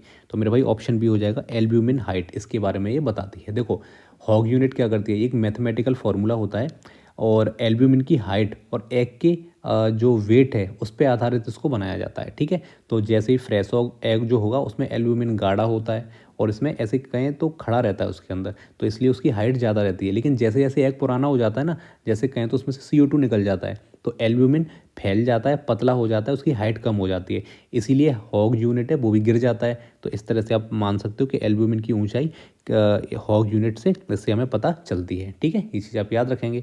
चलिए एक तरह से अंडे की जो फ्रेशनेस है ना, उसके बारे में ये बताता है। अगर अंडा फ्रेश होगा तो उसकी एल्ब्यूमिन है उसकी हाइट ज़्यादा होगी, और अंडा अगर फ्रेश नहीं होगा तब उसकी एल्ब्यूमिन की हाइट कम हो जाती है। और इसको माप के कौन बताता है? तो यहाँ मेरे भाई हॉग यूनिट ये टेस्ट हमको मेजर करके बताता है, ठीक है। चलिए आगे बढ़ जाते हैं, 25 पे चलते हैं। आइए चलिए बताइए, आइसक्रीम की smooth texture is achieved by, ice cream की स्मूथ बनावट किस प्रक्रिया से हमको मिलती है? बताइए, ये भी अच्छा सवाल है आपका। स्लो फ्रीजिंग से मिलती है, रैपिड फ्रीजिंग से मिलती है, स्टोरेज एट 0 डिग्री, या फिर होमोजीनाइजेशन ओनली? तो आंसर हो जाएगा option B, rapid freezing plus agitation से मिलती है। अब समझो थोड़ा सा, आइसक्रीम में स्मूथ टेक्सचर्स होते हैं, यानी कि स्मॉल आइस क्रिस्टल्स की वजह से वो आता है। ये तभी बनते हैं जब एक तो फ्रीजिंग जो है वो तेज़ हो, स्पीड से हो, जिससे कि बड़े क्रिस्टल बनने का समय ही ना मिल पाए। दूसरा, एजिटेशन इसमें लगातार हो। क्या हो? एजिटेशन इसमें लगातार हो, क्योंकि देखो मिक्सचर जो है ना एरेट होता रहता है, और जो फैट है उसके ड्रॉपलेट्स होते हैं वो यूनिफॉर्मली फैल जाते हैं, यानी सब में एक समान रूप से फैल जाते हैं। आइस क्रिस्टल्स टूट टूट कर छोटे बन जाते हैं। ये एजिटेशन की प्रक्रिया में हो रहा है। तो जब ये दोनों चीज़ें एक साथ होंगी, एक तो फ्रीज़ उसको जल्दी स्पीड में करो, दूसरा एजिटेशन की प्रक्रिया होती रहेगी, तो जो इंडस्ट्रियल आइसक्रीम रहती है उनके फ्रीजर्स होते हैं, उनमें ये सब इसी प्रकार से काम चलता है। ठीक है, इसीलिए जो स्मूथ टेक्सचर इसका आता है, यानी कि छोटे छोटे क्रिस्टल्स बनते हैं। नीचे आप याद रखें, यहाँ पे कह रहा है स्लो फ्रीजिंग। देखो स्लो फ्रीजिंग होगा ना मेरे भाई, तो आइस के क्रिस्टल्स बड़े बनेंगे, तो ये स्मूथ नहीं रहेगी। ठीक है, यहाँ पे कह रहा है 0 डिग्री टेम्परेचर। देखो ये तो जो आइसक्रीम है ना उसको होल्डिंग टेम्परेचर है, जब एक बार बन जाएगी तो उसको इतने टेम्परेचर पे हमको रखना रहता है। ठीक है, चलिए इसके बाद चलते हैं 26 पे। अब मुझे बताइए, क्योर किए गए मांस में अवशिष्ट नाइट्रेट स्तर को किस विषैले यौगिक के गठन को नियंत्रित करने के लिए सीमित किया जाता है? बताइए। बताइए, नाइट्रेट की लेवल की बात ये कर रहा है कि बताइए किस चीज़ के लिए यहाँ पे ये ज़रूरी है। अब देखो बेसिक सी बात बताता हूँ, नाइट्रेट है ना, सबसे पहले तो ये बहुत ज़रूरी ज़रूरी होता है किस चीज़ के लिए? एक तो मेरे भाई कलर के लिए, और दूसरा फ्लेवर को स्टेबलाइज रखने के लिए, बिल्कुल वैसा का वैसा रखने के लिए, और क्लोस्ट्रीडियम बोटुलिनियम जैसे खतरनाक माइक्रोब्स को रोकने के लिए। तो तीन चीज़ें मैंने आपको बता दी, एक तो कलर, एक फ्लेवर, एक क्लोस्ट्रीडियम बोटुलिनियम, इनको रोकने के लिए भी ये ज़रूरी होता है। लेकिन ये पर नाइट्रेट में एक गलत चीज़ भी है, जैसे अगर हाई टेम्परेचर पे खासकर फ्राइंग अगर हम इसको कर देंगे, तो जो नाइट्रेट है वो सेकेंडरी जो जो अमीन्स होते हैं उनके साथ में मिलकर नाइट्रोसेमाइंस बना लेता है ये। ठीक है, क्या बना लेता है देखो बताता हूँ। नाइट्रेट है मेरे भाई, इसको अगर आप गर्म कर देंगे, फ्राई कर देंगे खाने में, ये मतलब मिला हुआ है खाने में, और आपने खाने को गर्म कर दिया है, फ्राई कर दिया, तो ये जो नाइट्रोजन है ना मेरे भाई, सॉरी नाइट्रेट जो है, ये नाइट्रेट इसका सेकेंडरी एक टाइप होता है जिसमें हम बोलते हैं कि नाइट्रोसेमाइंस, इसमें एक कन्वर्ट हो जाता है। ठीक है, और ये बनाता है मेरे भाई कार्सिनो जेनिक कंपाउंड्स, कैंसरकारी जो कंपाउंड्स होते हैं उनको ये बना देता है। तो बताइए हमारा आंसर कौन सा हो जाएगा मेरे भाई? नाइट्रोसामाइंस है ना, ये तो मैंने बताया अभी आपको ये चीज़। ठीक है, चलिए तो ये बहुत ज़रूरी हो जाएगा हमारे लिए। चलिए इसके बाद अब हम आगे बढ़ते हैं। चलिए एल्डिहाइड किससे बनते हैं बताइए? ये ऑक्सीडेटिव रेंसिडिटी होती है, अभी अभी मैंने आपको बताया था लास्ट वाले एक और सवाल में, उससे ये बनता है। ठीक है, और ये बोल रहा है पेरोक्साइड, ये किससे बनता है? ये लिपिड का ऑक्सीडेशन होता है, ये तब बनता है ये। ठीक है, चलिए और ये बोल रहा है आपसे थायोल, ये कब बनते हैं भाई? प्रोटीन में जब सल्फर के कंपाउंड्स मिल जाते हैं तब ये बनता है। चलिए हमारे यहाँ काम के नहीं है। 27 पे चलते हैं। The high spoilage rate in marine fish is primarily due to the presence of which enzyme system? समुद्री मछलियों में तेज खराबी का मुख्य कारण इनमें से कौन सी एंजाइम की प्रणाली होती है? एमाइलेज, या फिर TMAO रिडक्टेज सिस्टम, या फिर लिप ऑक्सीजनेज, या फिर प्रोटीज अवरोधक? बताइए इनमें से कौन सा हो जाएगा? 27 का आपको बताना है, बताइए। तो ऑप्शन हो जाएगा हमारा बी। ठीक है, अभी TMAO इसको मैंने इसीलिए तब नहीं बताया था क्योंकि यहाँ इसको बताया जाएगा। चलिए सबसे पहले तो मैं आपको बताता हूँ कि किस चीज़ पे रिलेटेड है। देखो मरीन फिश की बात कर रहा है, कहाँ लिखा है? मरीन फिश की बातें कर रहा है, इसकी बातें कर रहा है। अब यहाँ पे हम समझते हैं, इनमें ना एक खास कंपाउंड पाया जाता है, उसी का नाम है TMAO। अब देखो TMAO ट्राई मिथलमाइन, इसको ऑक्साइड कहते हैं। हम क्या बोलते हैं? देखो हम बोलते हैं इसको ट्राई मिथलमाइन ऑक्साइड कहते हैं। ठीक है, ये मेरे भाई जब जो बहुत डीप सी कंडीशंस होती हैं वहाँ पे ये काम करता है। ठीक है, और वहाँ पे भी कैसे काम करता है? ऑस्मो रेगुलेटर की तरह काम करता है। जब फिश मर जाती है ना, तो स्पॉइलेज बैक्टीरिया जैसे बिब्रियो हो गया, तो वो क्या करता है? ये जो TMAO जो मैंने अभी अभी आपको बताया, ये इसको रिडक्टेज एंजाइम्स में एक्टिवेट कर देता है। किस में कर देता है? रिडक्टेज एंजाइम इसमें एक्टिवेट कर देता है, ठीक है। और ये जो TMAO है ये बदल जाता है मेरे भाई TMA में, ठीक है, जिसको हम क्या बोलते हैं, ट्राई मिथलमाइन जिसको हम बोलते हैं, ठीक है। इसमें ये कन्वर्ट हो जाता है और ये जो TMA है ना, ये गंदी फिसी स्मेल देता है। सेम कॉन्सेप्ट मैं बता चुका हूँ, ठीक है। चलिए, तो स्पॉइलेज बहुत तेज हो जाता है, ये भी आप याद रखेंगे। तो TMO रिडक्टेज ये बिल्कुल हमारे लिए आसान हो जाएगा यहाँ पे अब लगाना। Which casein fraction in milk is most sensitive to calcium ions concentration during coagulation. दूध में कौन सा केसिन का अंश जमावट के दौरान कैल्शियम आयन की सांद्रता के प्रति सबसे ज़्यादा संवेदनशील, सबसे ज़्यादा सेंसिटिव होता है? बताइए, बहुत अच्छा सवाल है। कौन सा हो जाएगा बताइए? अल्फा S1 केशिन हो जाएगा क्या, बीटा केशिन, या फिर के केशिन हो जाएगा, मतलब जिसको हम बोलते हैं कप्पा, और ये गामा केशिन हो जाएगा। बताइए कौन सा आंसर होगा हमारा?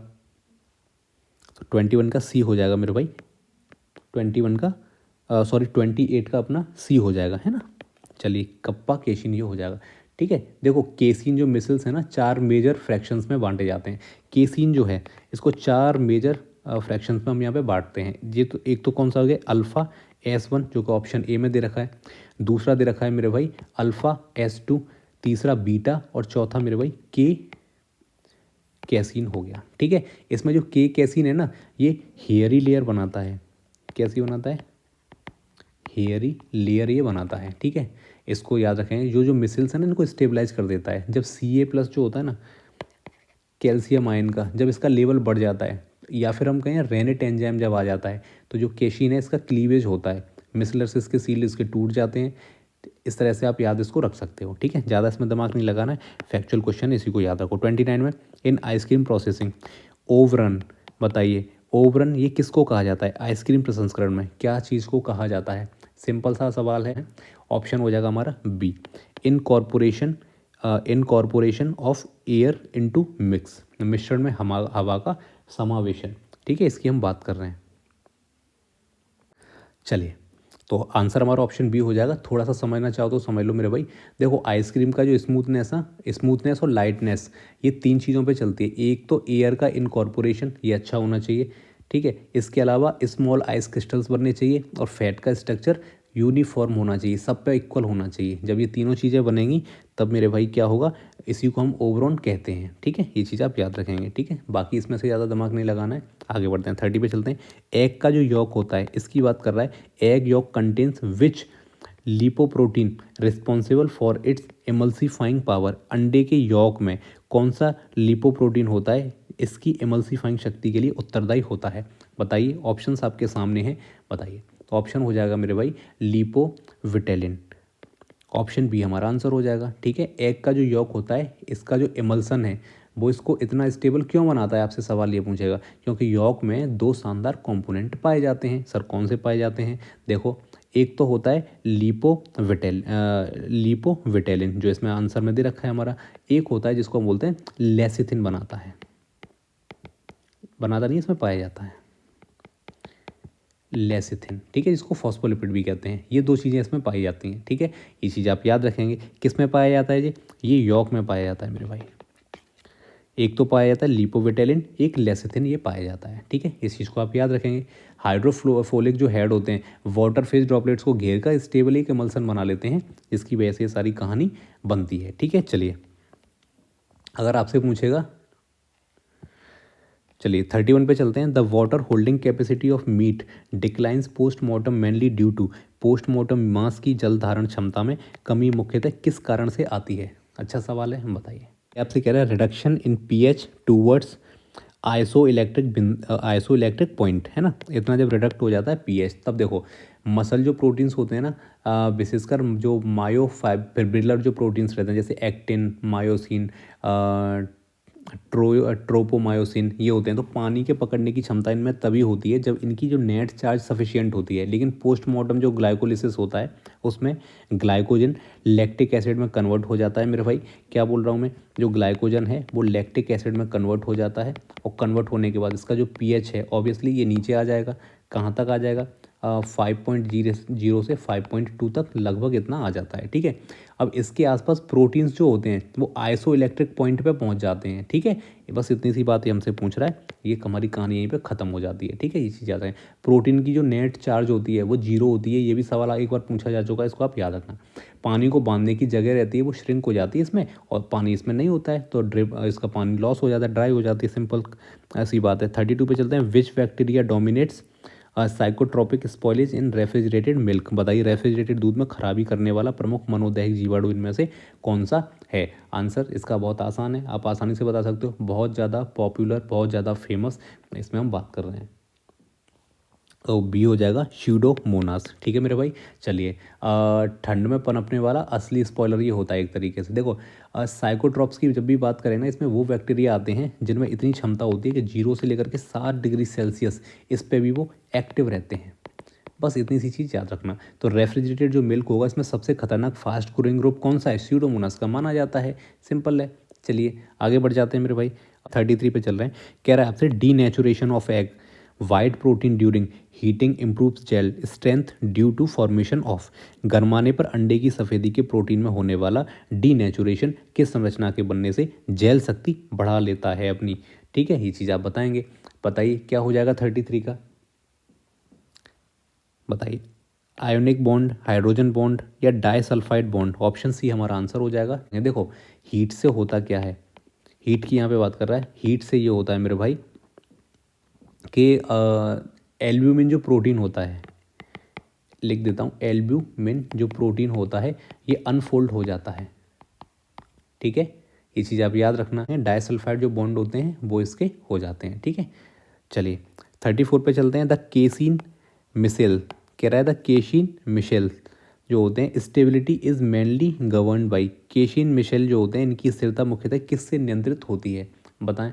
तो इसका आंसर हो जाएगा ऑप्शन बी, के केसिन, हेयरी लेयर। अभी अभी इसको मैंने जैसे बताया था आपको, इसकी वजह से हो जाती है। ठीक है, चलिए 35 पे चलते हैं। ड्यूरिंग श्रिम्प, ड्यूरिंग जो shrimp blanching the primary purpose is.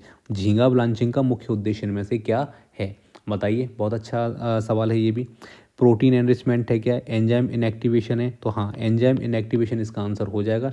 मैं आपसे पहले भी बोल रहा हूँ, एक बार इसको रोक के लगाने की कोशिश करना, कोई फ़ायदा नहीं है इस तरह से लगाने का। ठीक है, आपको पहले थोड़ा सा पढ़ोगे, समझोगे चीज़ों को, किस चीज़ से पूछ रहा है, क्या पूछा है इसने, क्या क्या दे रखा है। तो कई बार तो क्या होता है, हम अच्छे से पढ़ लेते हैं, उससे भी हमारा आंसर निकल आता है। देखो श्रिम्प में क्या होता है बताओ, कई प्रकार के जो स्पॉलेज एसिलरेटिंग एंजाइम्स होते हैं, मतलब उसको बढ़ाते हैं स्पॉलेज को। इसमें सबसे ज़्यादा महत्वपूर्ण होता है पॉलीफिनॉल ऑक्सीडेज। ठीक है, कौन सा होता है बताओ? देखो लिखा है पॉलीफिनॉल ऑक्सीडेज, ये सबसे ज़्यादा मेरे भाई एक्टिव होता है यहाँ पे, ब्लैक स्पॉट्स बना देता है। ठीक है, ये चीज़ याद रखना।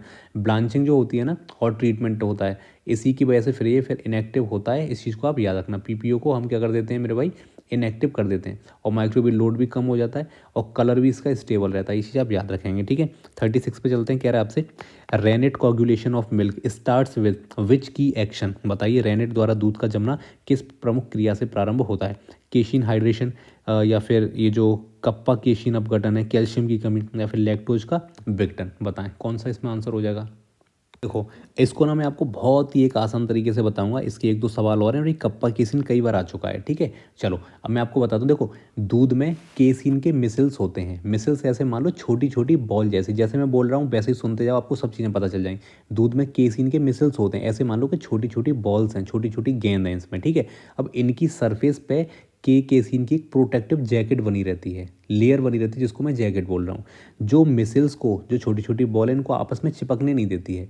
लेकिन जैसे ही रेनेट आता है तो वो सबसे पहले इस जैकेट को काट देता है। अब जैकेट कटेगी तो क्या होगा, मिसल्स खुल जाएंगे और वो आपस में एक दूसरे से चिपक जाएंगे।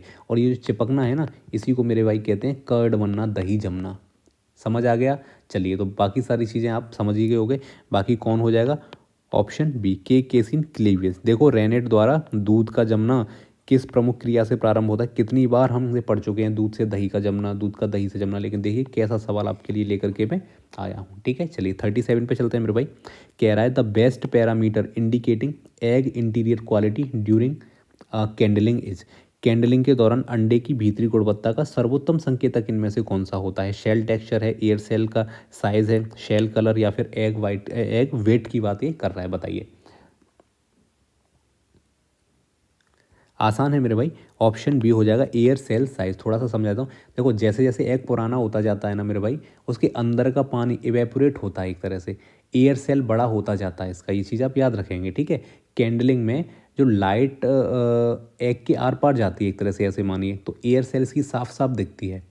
अगर छोटा एयर सेल है, ऐसे मान लो कि एयर सेल है, अगर ये छोटा है तो जो एग है वो कैसा होगा, वो फ्रेश होगा। लेकिन अगर एयर सेल अगर बड़ा है मेरे भाई, तो जो एग है वो कैसा होगा, फ्रेश नहीं होगा, ऐसे कह लो पुराना होगा, ओल्ड होगा वो, ठीक है। ये चीज़ आप याद रखेंगे। चलिए आगे बढ़ जाते हैं, 38 में चलते हैं। Which fatty acid fraction in milk fat influences its plasticity. बताइए दूध वसा में कौन सा फैटी एसिड अंश इसकी प्लास्टिसिटी को प्रभावित करता है। अच्छा सवाल है, ये भी बताइए। तो भाई 38 का हो जाएगा D, long chain saturated acids. थोड़ा सा समझ लो कैसे। देखो प्लास्टिसिटी क्या होती है, ऐसे मान लो सॉफ्टनेस या फिर स्प्रेड होने की उसकी क्षमता, फैलने की उसकी क्षमता। तो लॉन्ग चेन सैचुरेटेड जो फैट्स होते हैं, जैसे मैं आपको बताऊं, पालमेटिक जो होते हैं, पेलमेटिक जो होते हैं, ठीक है, ये ज़्यादा सख्त होते हैं। तो इनकी मात्रा अगर बढ़ जाएगी तो फैट जो है कम स्प्रेडेबल होगा, यानी कम फैलेगा और कम प्लास्टिक जैसा दिखेगा वो। तो याद रखना, मिल्क फैट की टेक्सचर का असली जो शुरुआत की जो रहती हैं चेन्स, वो यहीं पे जाके काम करती हैं, ठीक है। चलिए तो ऑप्शन हमारा हो जाएगा लॉन्ग चेन सैचुरेटेड एसिड्स। आपको समझ आ रहा होगा जहाँ तक मैं मानता हूँ।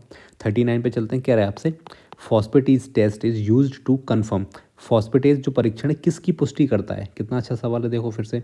फैट एडल्ट्रेशन के बारे में बताता है, प्रॉपर पास्चराइजेशन की बात करता है, माइक्रोबियल लोड के बारे में बताता है, या फिर प्रोटीन कंटेंट के बारे में बताता है। चलिए बताइए। ऑप्शन बी प्रॉपर पास्चराइजेशन के बारे में बताता है, ठीक है। चलिए फिर से बताता हूँ। देखो जो रॉ मिल्क होता है, फिर से अच्छे से बताऊंगा आपको मैं, रॉ मिल्क जो होता है मेरे भाई, इसमें एल्कलाइन फॉस्फेटीज नाम का एक एंजाइम होता है। फिर से बताओ सर, नहीं समझ आया, लिख के बता दो। एल्कलाइन फॉस्फेटेज, ये क्या है, एंजाइम है, ये एंजाइम होता है। पास्चराइजेशन टेम्परेचर इसे पूरी तरह से नष्ट कर देता है। जैसे ही हम पास्चराइजेशन करेंगे तो टेम्परेचर बढ़ाएंगे तो ये क्या होगा मेरे भाई, पूरी तरीके से नष्ट हो जाएगा। अब देखो अगर टेस्ट नेगेटिव आया तो मेरे भाई एंजाइम इसका मतलब समाप्त हो गए हैं, और इसका मतलब है कि पास्चराइजेशन सही से हुआ है। यहाँ तक समझ आया। अगर टेस्ट पॉजिटिव आता है तो इसका मतलब है मेरे भाई कि मिल्क जो है सही से हीट नहीं हुआ है, यानी कि पास्चराइजेशन ठीक से इसका नहीं हुआ है। इस तरह से आप मानेंगे तो सही पास्चराइजेशन के बारे में कौन बताता है, फॉस्फेटेज जो परीक्षण है, जो टेस्ट है, वो हमको बताता है। 40 पे चलते हैं। Which compound is responsible for oxidative rancidity in fish oils. मछली के तेल में ऑक्सीडेटिव रेंसिडिटी के लिए कौन सा यौगिक उत्तरदायी इनमें से है, बताइए। अच्छा सवाल है ये भी। मुक्त कण है, या फिर ये सल्फ हाइड्रल समूह है, या फिर ग्लाइकोलिपिड्स, या फिर कार्बोनिक एसिड्स आपको देखने को मिलेंगे, बताइए। तो देखिए ऑप्शन तो हो जाएगा हमारा ए, फ्री रेडिकल्स जो होते हैं, मुक्त कण होते हैं, ये हमारा आंसर हो जाएगा। देखो फिश ऑयल में बहुत सारे प्यूफा होते हैं, सारी चीज़ें बताऊंगा, कई बार मैं पहले भी बता चुका हूँ। क्या होते हैं, फिश ऑयल में बहुत सारे प्यूफा होते हैं, ठीक है। ये हवा के संपर्क में आते ही फ्री रेडिकल्स बनाते हैं, और वो फ्री रेडिकल्स क्या करते हैं, फैटी एसिड को तोड़ देते हैं, और तोड़ के क्या करते हैं, शार्प स्मेलिंग कंपाउंड्स, तीव्र गंध देने वाले कंपाउंड्स, यौगिक बना देते हैं। और यही कंपाउंड्स मेरे भाई फिश स्मेल के लिए सबसे ज़्यादा जिम्मेदार होते हैं, उसको इग्नाइट कर देते हैं, एक बटन की तरह है ये, ठीक है। चलिए तो मुक्त कण फ्री रेडिकल्स ये हमारे लिए सबसे ज़्यादा नुकसानदायक यहाँ पे होंगे। चलिए आगे बढ़ जाते हैं मेरे भाई, 41 पे चलते हैं। Low temperature long time LTLT method is, low temperature long time पद्धति इनमें से कौन सी है। अब बताओ, क्या ये मुझे बताने की ज़रूरत है मेरे भाई, चलिए बताइए। आप इसको भी बताएंगे, आप इसको भी बताएंगे, दोनों आपको बतानी है और कमेंट में आपको बताना है, ठीक है। चलिए तो क्वेश्चन नंबर 42 पे चल रहे हैं। कह रहा है आपसे, water develops whey off defect mainly due to. मक्खन में वे ऑफ दोष मुख्यतः किस चीज़ के कारण आपको देखने को मिलता है। हाई मॉइस्चर सेपरेशन की वजह से दिखता है, एक्सेस सॉल्ट क्रिस्टलाइजेशन की वजह से, प्रोटीन लिपिड इन्वर्जन की वजह से, या फिर फैट क्रिस्टलाइजेशन फेलियर की वजह से आपको देखने को मिलता है, बताइए। चलिए तो बताइए 42 का कौन सा हो जाएगा। 42 का होगा मेरे भाई ए, हाई मॉइस्चर सेपरेशन की वजह से। अब देखो समझो पहले थोड़ी सी चीज़, कंफ्यूज मत होना, थोड़ा कंफ्यूजन वाला क्वेश्चन है ये। देखो बटर क्या होता है, पहले तो एक वाटर होता है इन फैट इमल्सन क्या होता है मैं बता रहा हूँ। बटर एक जो बटर है वो एक वाटर इन फैट इमल्सन माना जाता है, ठीक है। मक्खन के अंदर ऐसे कहते हैं कि अंदर थोड़ा सा पानी छोटे छोटे ड्रॉपलेट्स में फंसा रह जाता है, देखा है ना, पानी कम होता है और जो मक्खन है फैट है उसमें ज़्यादा होता है, ये चीज़ आप याद रखेंगे। जब बटर ठीक से वर्क नहीं करता है या मॉइस्चर ज़्यादा हो जाता है तो पानी इसमें से अलग होना शुरू हो जाता है और बटर की सरफेस पे लिक्विड जैसा दिखाई दे जाता है। इसी को कहते हैं मेरे भाई वे ऑफ होना, वे ऑफ डिफेक्ट होना। मैंने क्या बोला, पानी उसमें सतह पे आ जाए इस तरह से दिखता है। इतना सा सिंपल है। जितना मॉइस्चर सेपरेशन होगा उतना ही वे ऑफ होगा, यानी कि मॉइस्चर जितना निकलेगा इसमें से उतना ही जो वे ऑफ है वो ज़्यादा होता जाता है, ठीक है। चलिए तो बताइए मुझे ये किसकी वजह से होता है। हाई मॉइस्चर सेपरेशन की वजह से होता है, ठीक है। बाकी के ऑप्शंस बताओ। सॉल्ट क्रिस्टलाइजेशन क्या ये होगा क्या, ये बिल्कुल नहीं होगा, ये टेक्सचर को ख़राब करता है।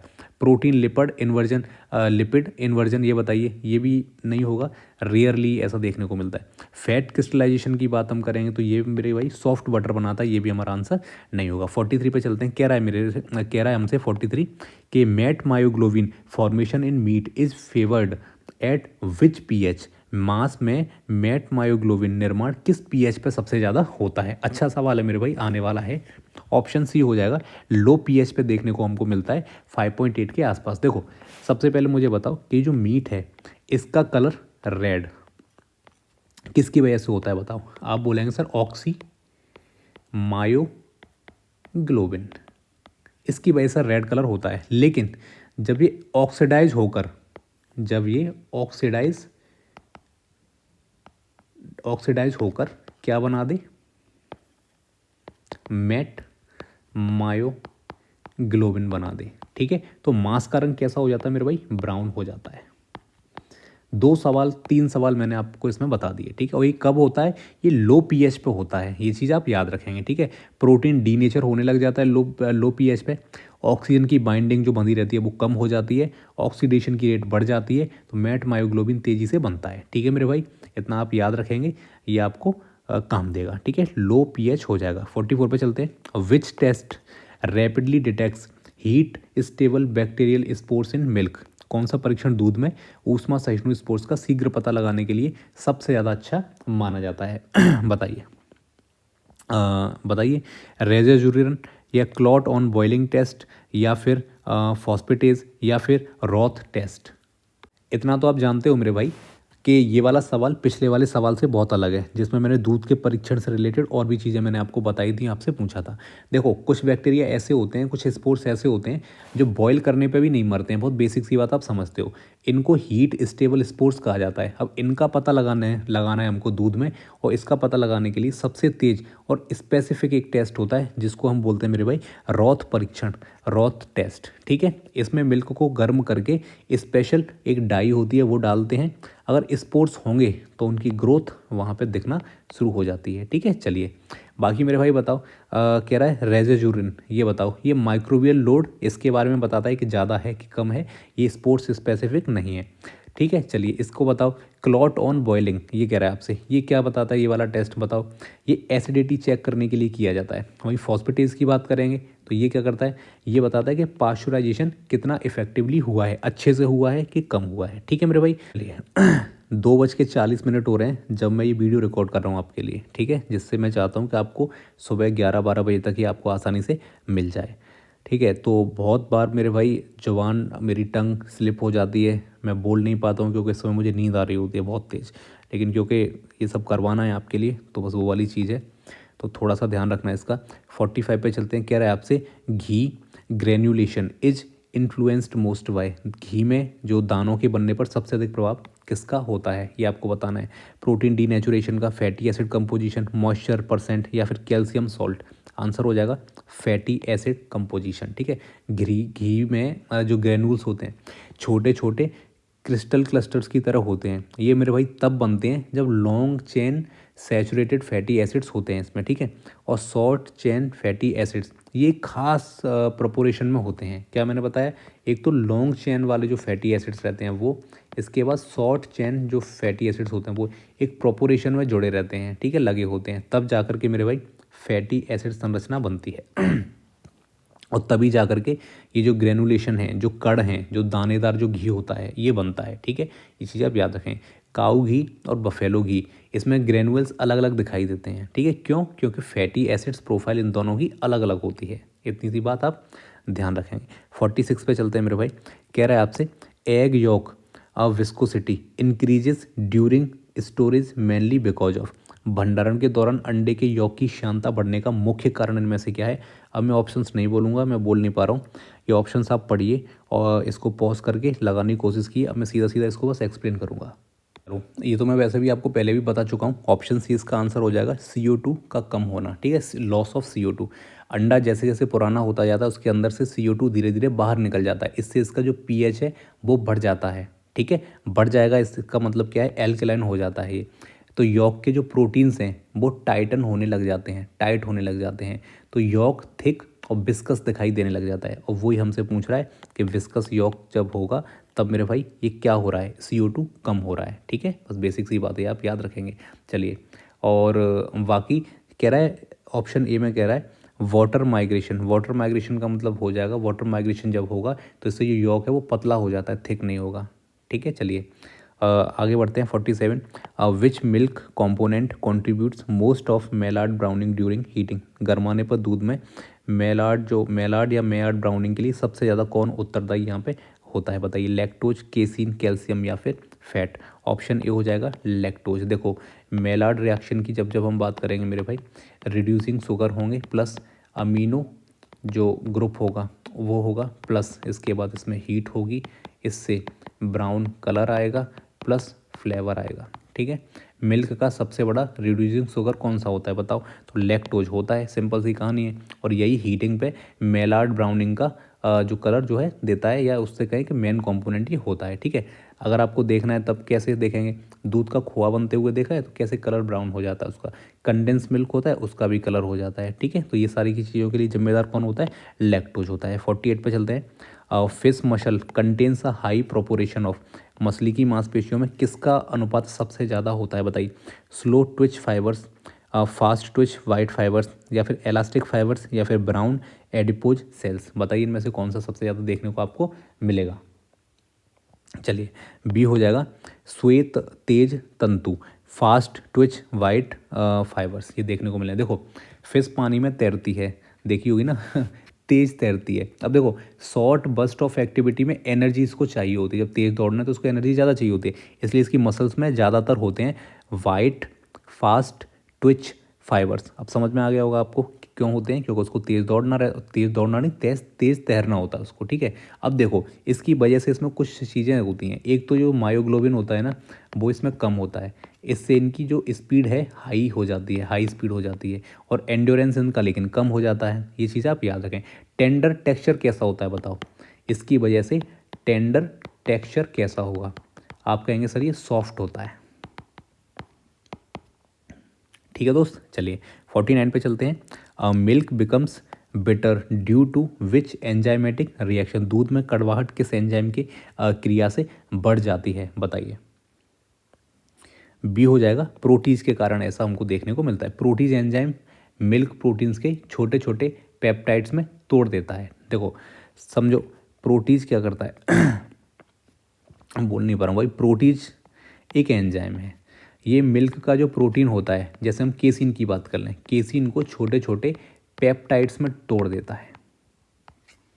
ठीक है, अब इनमें से कई पेप्टाइड्स होते हैं वो नेचुरली बिटर होते हैं, कड़वे टेस्ट के ये होते हैं। इसीलिए प्रोटीज़ की एक्टिविटी जितनी ज़्यादा बढ़ेगी, प्रोटीन का ब्रेकडाउन उतना ही ज़्यादा होगा, और जितना ज़्यादा प्रोटीन का ब्रेकडाउन होगा उसकी जो बिटरनेस है वो भी उतनी ही ज़्यादा बढ़ेगी। इस तरह से भी आपसे सवाल यहाँ पे पूछा जा सकता है। ठीक है मेरे भाई, और ये किसकी वजह से होता है ज़्यादातर ऐसा? सीडोमोनास की वजह से ऐसा देखने को आपको मिलता है। ठीक है, 50 पे चलते हैं मेरे भाई। Albumin thinning in old eggs is primarily caused by, पुराने अंडों में एल्ब्यूमिन के पतले होने का मुख्य कारण इनमें से क्या होता है? आसान सवाल है, रिपीटेड सवाल है। CO2 लॉस, ये मेरे भाई हो जाएगा, और pH इसका बढ़ जाएगा। CO2 कम हो जाएगा, pH इसका बढ़ जाएगा। ठीक है, ये चीज़ें भी आप याद रखेंगे। CO2 निकल जाएगा, देखो जैसे जैसे अंडा पुराना होता है CO2 इसमें से निकलता जाता है, तो एल्ब्यूमिन जो होता है मेरे भाई उसका pH कम हो जाता, उसका पीएच बढ़ जाता है। कितना हो जाता है? 7.6 से बढ़ करके 9.0 तक पहुंच जाता है। अब हाई पीएच हो जाएगा मेरे भाई तो एल्बुमिन प्रोटीन्स ढीले हो जाते हैं, नम हो जाते हैं, ठीक है। और इससे जो एल्बुमिन होता है वो थिक जो एल्बुमिन होता है वो पतला होकर पानी जैसा दिखने लग जाता है। ये बस हमसे कहना चाहता है। चलो समझ गए होगे आप लोग, ठीक है। देखो फिर से एक बार मैं बता देता हूँ। देखो CO2 कम होगा, ठीक है, तो ये एल्कलाइन हो जाता है क्योंकि इसका पीएच, ऐसे लिख लो, पीएच बढ़ जाता है, ये एल्कलाइन हो जाता है। इसके बाद जो एल्बुमिन होता है मेरे भाई ये थिन हो जाता है। वैसे कैसा होता है जी? काफ़ी गाढ़ा हो जाता है, थिक होता है, लेकिन यहाँ पे थिन हो जाता है। बस इतनी सी बात ही हमसे कह रहा है। पतले होने का मुख्य कारण है CO2 का निकलना और पीएच का बढ़ना। कहाँ तक बढ़ना? 9.0 तक बढ़ना, ठीक है। चलिए क्वेश्चन नंबर 51 कह रहा है हमसे, the rate of postmortem glycolysis in meat is primarily affected by. Postmortem glycolysis की दर मुख्य रूप से किससे प्रभावित हो जाती है? ऑप्शंस यहाँ पे आप पढ़ेंगे, उनको लगाने की कोशिश करेंगे, किससे प्रभावित होती है। तो बताइए इसका आंसर कौन सा हो जाएगा। मैं अब सारे ऑप्शंस बार बार नहीं बोलूँगा, अब आप करिए, मैं सिर्फ केवल इसको एक्सप्लेन करूँगा। ऑप्शन बी हो जाएगा ग्लाइकोजन रिजर्व, नाइट्रोजन ग्लाइकोजन भंडार, ये कारण से हो जाएगा। पोस्टमार्टम ग्लाइकोलाइसिस की दर मुख्य रूप से किससे प्रभावित होती है? तो ग्लाइकोजन रिजर्व जो होते हैं इससे प्रभावित होती है। थोड़ा समझा देता हूँ। देखो जब कोई जानवर मर जाता है ना तो उसके मांस में बचा हुआ, मतलब स्लॉटरिंग जो हाउसेस होते हैं वहाँ की बात चल रही है ये, तो मांस में बचा हुआ जो ग्लाइकोजन होता है वही एनर्जी का सोर्स होता है और यही ग्लाइकोजन टूट टूट कर लैक्टिक एसिड बनाता है और इसी प्रोसेस को पोस्टमार्टम ग्लाइकोलाइसिस कहते हैं। ऐसे आप समझ के चलिए जैसे ग्लाइकोजन अगर ज़्यादा है बॉडी में तो मेरे भाई ग्लाइकोलाइसिस की जो क्रिया होती है वो तेज होती है। दोनों अलग है, ग्लाइकोजन का टूटना ग्लाइकोलाइसिस है, और ऐसे ही अगर ग्लाइकोजन की अगर मात्रा कम है तो ग्लाइकोलाइसिस की जो मात्रा है वो धीमी हो जाती है, इसी से मेरे भाई पीएच भी कम हो जाता है। तो सिंपल ये चीज़ आप याद रखेंगे, ग्लाइकोजन रिजर्व हैं वो ग्लाइकोलाइसिस की दर को मुख्य रूप से प्रभावित करते हैं। 52 पे चलते हैं। The strong fishy odour in stale fish is intensified when pH becomes. बासी मछली में तेज फिशी जो गंध है किस पीएच पर और ज़्यादा बढ़ जाती है? बताइए, बहुत आसान है मेरे भाई, मैंने बता दिया है कि फिश में TMAO ये टूटकर TMA मतलब फिशी स्मेल बनाता है और एल्कलाइन पीएच पे TMA और ज़्यादा वॉलेटाइल हो जाता है और ज़्यादा बन जाता है। तो कितना हो जाएगा मेरे भाई? 7.5, यानी कि इसको हम बोलेंगे स्लाइटली एल्कलाइन जब हो जाएगा तब ये स्मेल और ज़्यादा गंदी आएगी। 53 पे चलते हैं। Which milk protein is heat stable and survives even after severe processing. दूध में कौन सा प्रोटीन अत्यधिक ऊष्मा उपचार के बाद भी स्थिर रहता है? बताइए कौन सा हो जाएगा? ऑप्शन डी केसिन हो जाएगा। केसिन मिसिल्स जो हैं हीट से डीनेचर नहीं होते हैं, इसलिए दूध को कितना भी उबालो, कितना भी स्टरलाइज करो, केसिन वहीं का वहीं रहता है, इसमें कोई परेशानी हमको देखने को नहीं रहती। इसीलिए कहते भी हैं कि केसिन जो है वो हीट स्टेबल किंग होता है, ठीक है। चलिए बाकी के सारे जो आप देख रहे हो ना, ये बे प्रोटीन वाले beta lacto globulin, alpha lacto globulin, ये सारे के सारे ये हीट सेंसिटिव होते हैं, ये हमारे काम के यहाँ पे नहीं है, ठीक है। चलिए आगे बढ़ जाते हैं मेरे भाई, 54 की बात करते हैं। 54 की बात करते हैं। कह रहा है मांस की लोच एलास्टिसिटी में सबसे अधिक कमी किसके कारण आती है? बताइए 54 का ऑप्शन बी हो जाएगा एक्टिन मायोसिन बॉन्ड फॉर्मेशन। ये अभी अभी मैं बताया था, थोड़ी देर पहले बताया था, ये सारी की सारी चीज़ें। देखो डेथ जब हो जाती है किसी जानवर की मेरे भाई तो ATP ये ख़त्म हो जाता है। अब जब ये ख़त्म हो जाएगा तो इसमें एक चीज़ होती है जो एक्टिन होता है ये, और मायोसिन, जो मायोसिन है, ये दोनों जुड़ जाते हैं आपस में और जुड़कर एक रिजिड, एक स्ट्रक्चर, एक टफ जो स्ट्रक्चर है वो बनाते हैं। और इसको हम क्या कहते हैं?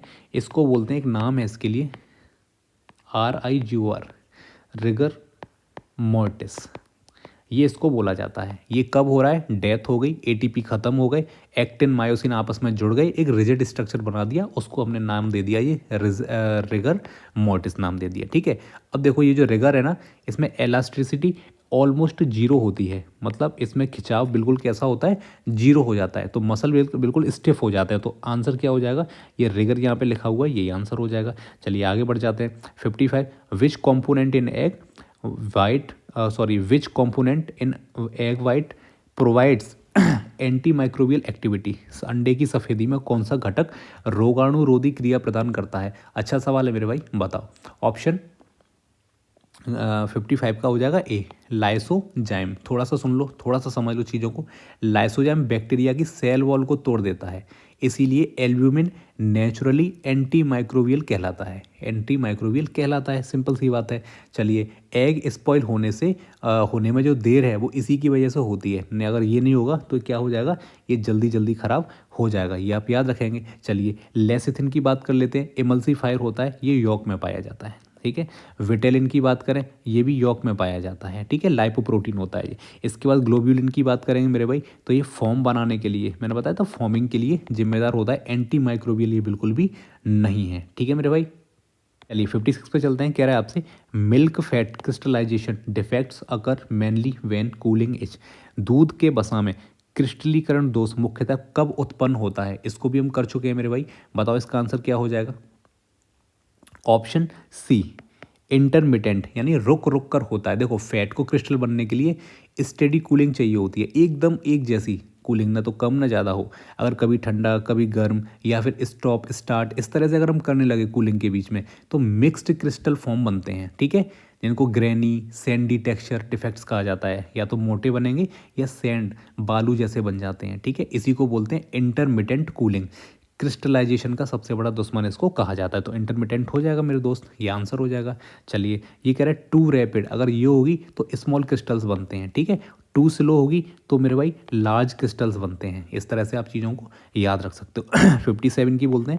57 पे चलता है, in fish muscle ATP depletion leads to. मछली की मांसपेशियों में एटीपी की कमी किस परिणाम को जन्म देती है? बताइए। आसान है मेरे भाई, ऑप्शन बी, रिगर ऑनसेट। अभी अभी बताया तो थोड़ी देर पहले ही, ठीक है, तो बार बार बताने की ज़रूरत नहीं है। 58 पे चलते हैं। The major factor responsible for whey separation in yogurt. बताइए, दही में जो वे पृथक्करण है, इसका मुख्य कारण इनमें से क्या आपको देखने को मिलता है? बताइए। आसान है मेरे भाई, बताओ।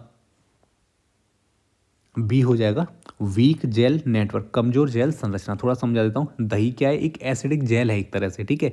अगर जेल नेटवर्क कमज़ोर हो जाएगा तो केसिन ठीक से क्रॉस लिंक नहीं बन पाएगा, है ना, और जेल टूट जाएगा और वे जो है ऊपर ऊपर तैरने लग जाता है। इसी को बोलते हैं भाई, एक नाम इसको दिया जाता है सिनर्सिस। सिनर्सिस इस प्रक्रिया को कहा जाता है। फिर से बता देता हूँ। देखो क्या हो जाता है, जेल नेटवर्क है वो कमज़ोर हो जाएगा, केसिन ठीक से क्रॉस लिंक नहीं हो पाएगा और जेल टूट जाएगा और वे जो इसका होता है वो ऊपर ऊपर आके तैरने लग जाता है। इसी को हम बोलते हैं वीक जेल नेटवर्क। और दही में से वे को पृथक्करण करने का मुख्य कारण यही बनता है, ठीक है मेरे भाई। चलो, कह रहा है हाई केसिन हाइड्रेशन। देखो, जेल मजबूत होता है तो ये इसमें नहीं होगा, ठीक है। चलिए, बाकी चलते हैं 59 पे। The colour stability of cured meat is enhanced by. Cure जो मांस होता है ना मेरे भाई, ये रंग की स्थिरता किस चीज़ से बढ़ाता है? बताओ। लाइट एक्सपोजर, एस्कॉर्बेट मिलाना, या फिर हाई टेम्परेचर, या फिर ऑक्सीजन फ्लशिंग, किस चीज़ से होता है? बताइए। 59 का बी हो जाएगा, एक्रोबेट एडिशन यहाँ पे हो जाएगा, है ना। ऑप्शन बी आपको देखने को मिलेगा। चलिए, थोड़ा सा बता देता हूँ। देखो, जो क्योर्ड मीट होती है ना, इसमें कलर की जब हम बात करेंगे तो मेरे भाई नाइट्रो सोम योग्लोबिन, ठीक है, ये होता है मेरे भाई। और यही इसको रिड्यूस करता है ना, कलर को ब्राइट करेगा, ऑक्सीडेशन को रोकेगा, स्टेबिलिटी को बढ़ाएगा। तो ये इसको बस नाम याद रखेंगे इसका। फैक्चुअल सवाल है, इसमें ज़्यादा कोई मतलब की चीज़ नहीं है हमारे। 60 पे चलते हैं। बताओ, which egg component contributes most of gelling property in custards. Custard में जेल बनावट के लिए अंडे के किस घटक का सबसे बड़ा योगदान माना जाता है? बताइए। बी हो जाएगा, एल्ब्यूमिन प्रोटीन्स। थोड़ा सा बता देता हूँ। कस्टर्ड हीट मिलने पर जेल इसलिए बन जाता है क्योंकि एल्ब्यूमिन प्रोटीन जो है ना, कोगुलेट होकर के एक नेटवर्क बना लेता है और यॉक इसमें फ्लेवर देता है, इससे जेल नहीं बनता है। ये चीज़ आप याद रखेंगे। चलिए, तो ये चीज़ मेरे भाई हो जाएगा, ठीक है, एल्ब्यूमिन प्रोटीन्स। आगे बढ़ते हैं 61 पे। कह रहा है आपसे, oxidative stability of milk fat decreases due to presence of. दूध बसा की ऑक्सीडेटिव स्थिरता किसकी उपस्थिति से कम हो जाती है? बताइए। चलो, तो बताओ इसका आंसर क्या हो जाएगा। देखो, प्यूफा, इसी को मैं जब से बोल रहा हूँ प्यूफा, है ना, PUFA, क्या होता है? पॉली अनसैचुरेटेड फैट जो होता है फैटी एसिड जो होते हैं उसको हम प्यूफा कहते हैं। ठीक है, देखो क्या होता है, ये डबल बॉन्ड्स होते हैं ऑक्सीडेशन के लिए, एक तरह से ये ज़रूरी होते हैं। जितने ज़्यादा प्यूफा होंगे उतनी ज़्यादा फैट ऑक्सीडाइज होगी, उतना ही ज़्यादा रेंसिड जो फ्लेवर है वो आएगा इसमें। ठीक है, मतलब प्यूफा जितने ज़्यादा होंगे उतना ही ज़्यादा मेरे भाई जो फैट है वो ऑक्सीडाइज हो जाता है, और जितना ज़्यादा ऑक्सीडाइज होगा उतना ही ज़्यादा रेंसिडी फ्लेवर आपको देखने को मिलेगा। ठीक है, तो मतलब प्यूफा जो है जल्दी ख़राब होने वाला फैट है, इतना सा बस आप समझ लोगे तब भी आपका काम हो जाएगा। ठीक है, इस तरह से चीज़ों को आगे बढ़ाएंगे लेके हम।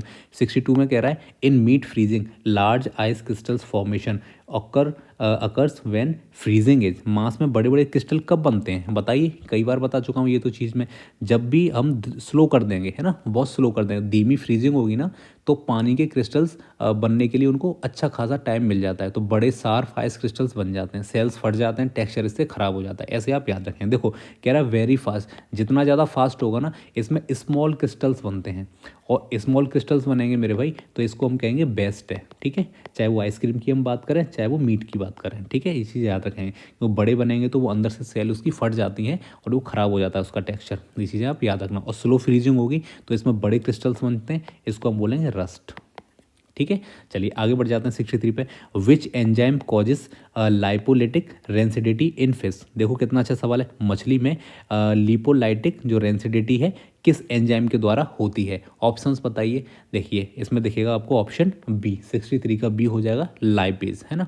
थोड़ा सा देख लो, लाइपेज क्या करता है, फैट को तोड़ देता है और फ्री फैटी एसिड्स बना देता है। इनमें से कई प्रकार के जो फैटी एसिड्स होते हैं वो फिशी शार्प रेंसिड स्मेल देते हैं। 3 से 4 बार ये मैं बता चुका हूँ। चलिए आगे बढ़ जाते हैं, 64 पे चलते हैं। केसिन जो मिसिल्स हैं, है ना, ये डिसोसिएट मोस्ट रैपिडली एट। कह रहा है केसिन की जो मिसाइल जो मिसिल्स हैं ये सबसे तेज़ी से कब विघटित होती हैं बताइए। एक आपको यहाँ पे पीएच बताना है कि कितना वो होगा तब ये काम करेंगी, विघटित होंगी, टूट जाएंगी। चलिए 64 का ये आपका बी हो जाएगा, पीएच नियर होना चाहिए 4.6 के आसपास। ठीक है, जितना ये 4.6 के पास जब केसिन होगा ना तो इसको हम मेरे भाई बोलते हैं, एक पॉइंट है इसके लिए, स्पेशल नाम होता है जिसको हम बोलते हैं आइसो इलेक्ट्रिक पॉइंट, ये इसको स्पेशल एक नाम दिया जाता है। ठीक है, अब ये क्या काम करता है बताओ। यहाँ पे केसिन की चार्ज है ना वो जीरो हो जाती है, केसिन पे कोई चार्ज नहीं रहता है। इससे क्या होता है, जो मिसिल्स होती हैं एक दूसरे से चिपक जाती हैं और ये प्रीसिपिटेट हो जाती हैं एक तरीके से। ऐसे मान लो जो मिल्क है ना, सिंपल भाषा में समझो तुम तो, जो मिल्क है ये फट जाएगा, फैट नहीं है ये फट जाएगा, है ना, ये फट जाता है, ऐसे करके आप समझ लेंगे। ठीक है, चलिए आगे बढ़ जाते हैं मेरे भाई। 65 पे कह रहा है आपसे फिश जो है, फिश की muscle, fish muscle has low connective tissues because, मछली की मांसपेशियों में संयोजी ऊतक कम क्यों होते हैं बताइए। आंसर बहुत सही है इसका, आपको बताना पड़ेगा। चलिए बताइए ए बी सी डी में से कौन सा हो जाएगा। ए हमारा आंसर हो जाएगा। देखो फिश ठंडे पानी में रहती हैं, उसके कोलेजन में क्रॉस लिंकिंग बहुत कम हो पाती है, यानी कि कम क्रॉस लिंकिंग होगी तो सॉफ्ट इसकी मसल होगी, टेंडर इसका फ्लैश होगा, मांस होगा, इसलिए फिश बहुत जल्दी पक जाती है और काफ़ी ज़्यादा नरम होती है। तो मैंने आपको क्या बताया, इसमें लेस कोलेजन क्रॉस लिंकिंग होती है, और ऐसा क्यों रहता है, क्योंकि ये ठंडे पानी में रहती हैं, इसकी वजह से ये चीज़ें होती हैं। ठीक है मेरे भाई, चलिए आगे बढ़ जाते हैं 66 पे। Cream separation efficiency increases when, cream पृथक्करण की दक्षता कब बढ़ जाती है। देखो थोड़े सवाल अब आसान भी आ गए इसलिए भी मैं थोड़ा जल्दी करा रहा हूँ, और बहुत सारी चीज़ों को हम पहले इसमें एक्सप्लोर कर चुके हैं, चीज़ों को समझ चुके हैं, इसलिए इनको जल्दी जल्दी लेकर के हम आगे बढ़ रहे हैं। चलिए ऑप्शन बताएं इनका क्या हो जाएगा, क्रीम पृथक्करण की दक्षता कब बढ़ जाती है बताइए। 66 का आंसर कौन सा हो जाएगा, B, fat globules becomes larger. थोड़ा समझ लो, फैट के ग्लोब्यूल्स बड़े होंगे तो जो डेंसिटी डिफरेंस है वो ज़्यादा होगा उसका, और वे जल्दी जल्दी ऊपर फ्लोट करेंगे, और क्रीम मेरे भाई जल्दी जल्दी अलग हो जाएगी। तो ये चीज़ आप याद रखेंगे। अब देखो दो चीज़ आपको मैं बताता हूँ कि अगर स्मॉल जो ग्लोब्यूल्स होंगे तो मेरे भाई स्लो स्लो राइज करेगा। क्या राइज करेगा स्लो स्लो बताओ, जो क्रीम होगी वो। और जब लार्ज होंगे, बड़े होंगे, जो बिग ग्लोब्यूल्स होंगे तो मेरे भाई ज़्यादा वो तेज़ी से जल्दी से ऊपर आएगी। इस तरह से आप याद रखेंगे। 67 पे चलते हैं। विच हैन डाइट कंपोनेंट डार्कन्स यॉक कलर, मुर्गी के भोजन का कौन सा घटक यॉक रंग को गहरा कर देता है? देखो कितना अच्छा सवाल है। अंडे से कोई सवाल आएगा तो ये आपसे बिल्कुल पूछा जा सकता है। जेंथोफिल्स इसका नाम होता है, ये आप याद रखेंगे, ठीक है। कहाँ से मिलता है सर ये?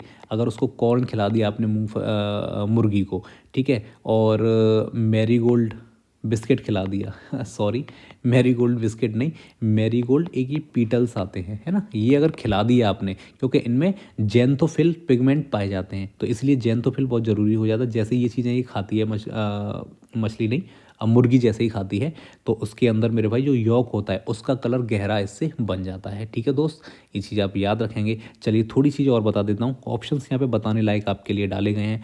आयरन, अगर आयरन खाएगी वो तो क्या होगा बताओ? इससे स्पॉट बनते हैं, ठीक है, इससे कलर नहीं बनेगा। कैल्शियम की बात करें तो कैल्शियम से उसकी जो शेल होती है ऊपर की वो मजबूत होती है या फिर वो बनती है, ठीक है। ग्लूटेन, कलर से इसका कोई लेना देना बिल्कुल भी नहीं है, बिल्कुल ही रेलिवेंट हो जाएगा। आगे बढ़ जाते हैं मेरे भाई, 68 पे चलते हैं। Milk foaming, sorry milk foaming नहीं, milk foaming capacity increases with, दूध की फॉर्मिंग दक्षता किसके बढ़ने से बढ़ती है? बताइए, अच्छा सवाल है ये भी। रात हो गई है भाई, इस समय दिमाग मेरा दिमाग तो चल रहा है लेकिन मेरी जो टंग है ना वो प्रॉपर काम नहीं कर रही, ब्रेन के अकॉर्डिंग काम नहीं कर रही है। 68 का बताइए। हाई प्रोटीन कंटेंट, ये हमारा आंसर हो जाएगा। देखो प्रोटीन अरे मिल्क फॉर्मिंग कितनी बार तो बता दिया, चाहे मिल्क फॉर्मिंग की बात कर लें चाहे हम एग फॉर्मिंग की बात कर लें, इनमें दोनों में एक सेम कंडीशन है जो काम कर दिए। प्रोटीन होती है वो एक स्टेबल फिल्म बना लेती है और जो ऑक्सीजन रहती है उसको अपने आप में ये बाइंड कर लेती है, ठीक है, इसकी वजह से ये फॉर्म बनना शुरू हो जाती है। 69 पे चलते हैं। During pasteurization the most heat resistant pathogen in milk is, बताइए कौन सा होगा? कितना आसान सवाल है, कितनी बार हम इसको कर चुके हैं। ऑप्शन ए हो जाएगा कॉक्शिएला बर्नेटी, है ना, ये हो जाएगा कॉक्शिएला बर्नेटी। इतना ज़्यादा हीट रेसिस्टेंट होता है कि पास्चुराइजेशन जब हम करते हैं ना 72 डिग्री सेल्सियस पे, जब हम इसको चलाते हैं 15 मिनट के लिए, सॉरी 15 सेकेंड के लिए, जब भी हम इसको चलाते हैं, इसी को किल करने के लिए बनाया जाता है, ठीक है। इसी को हम क्यू फीवर का पैथोजन भी कहते हैं, ठीक है। चलिए आंसर हमारा ए हो जाएगा। आगे चलते हैं, 70 पे चलते हैं मेरे भाई। Fish muscle softness increases due to degradation of, मछली की मांसपेशी में नरमी किसके अपघटन से बढ़ती है? बताएं 70 का आंसर कौन सा हो जाएगा भाई? चलिए ए हो जाएगा कोलेजन, इसको मैं पहले ही बता चुका हूँ। फेस ऑफ फेस जो होती है उनका कोलेजन बहुत कमज़ोर होता है, हल्की हीट में ये जिलेटिन में कन्वर्ट हो जाता है जिससे फिश बहुत ज़्यादा सॉफ्ट हो जाती है, नर्म हो जाती है, ठीक है। एक्टोमाइसिन लेकिन इसमें टूटता नहीं है, कोलेजन ही अपने आप सॉफ्टनेस दे देता है, बस इतना सा याद रखेंगे तब भी काम हो जाएगा। चलिए 71 पे चलते हैं। Egg yolk turns greenish when overheated due to, अंडे का यॉक अधिक गर्म करने पर हरा क्यों हो जाता है? बताइए, कितना शानदार सवाल है, बताइए इसको भैया। 71 का क्या आंसर हो जाएगा? बी हो जाएगा आपका फॉर्मेशन ऑफ फेरस सल्फाइड। थोड़ा सा बता देता हूँ, हाई हीट पे क्या होता है, देखो हाई हीट पे एक चीज़ होती है जो एग वाइट होता है, इसमें सल्फर प्लस जो यॉक है इसमें आयरन, ये सारी की सारी चीज़ें रिएक्ट करती हैं अपने आप में, और रिएक्ट करके मेरे भाई फेरस, अरे ऑप्शन में दे तो रखा है, ये बना देती है, ठीक है। और इसके बनते ही मेरे भाई जो यॉक है उस पर ग्रीन जो रिंग का कलर जो है, सॉरी ग्रे कलर का जो रंग है वो आपको दिखाई देने लग जाता है, ठीक है। सॉरी ग्रे नहीं, ग्रीनिश, ग्रे नहीं है ये, ग्रीनिश, यानी ग्रीन कलर आपको देखने को मिल जाएगा, ठीक है। चलिए आगे बढ़ जाते हैं। 72 पे कह रहा है आपसे milk जिलेशन during UST storage is commonly caused by, UST भंडारण में दूध का जैलीकरण सामान्यतः किस कारण से होता है? 72 का बताना है आपको। ऑप्शन बी हो जाएगा ऊष्मा सहिष्णु एंजाइमों द्वारा प्रोटियोलाइसिस होना, ठीक है।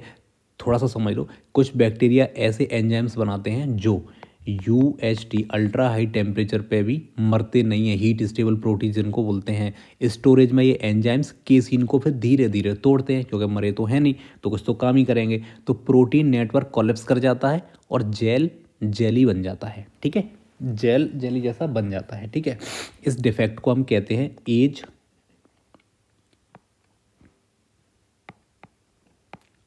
जीलेशन, ठीक है, ये इसको कहा जाता है। तो ये हमारा आंसर हो जाएगा ऑप्शन बी, यानी कि proteolysis by heat stable enzymes. चलिए 73 पे चलते हैं। Which fatty acid oxidation produce strong fishy odour, बताइए किस फैटी एसिड से ऑक्सीडेशन में तेज तेज ये गंध आती है, बताइए। अभी तक तो भूले नहीं होगे, थोड़ी देर पहले ही मैंने बताया था आपको, DHA EPA, थोड़ी सी देर हुई, ज़्यादा टाइम नहीं हुआ है। ये बहुत ज़्यादा देखो, फिश के ऑयल में सबसे ज़्यादा ये पाए जाते हैं, पहली चीज़ तो ये याद रखेंगे। और ये सबसे ज़्यादा अनसैचुरेटेड होते हैं, इसलिए ऑक्सीडेशन होते ही तेज़ तीखी फिशी स्मेल इसमें से आने लग जाती है। ठीक है, सिंपल है, बता चुका हूँ इसको मैं पहले। 74 पे चलते हैं।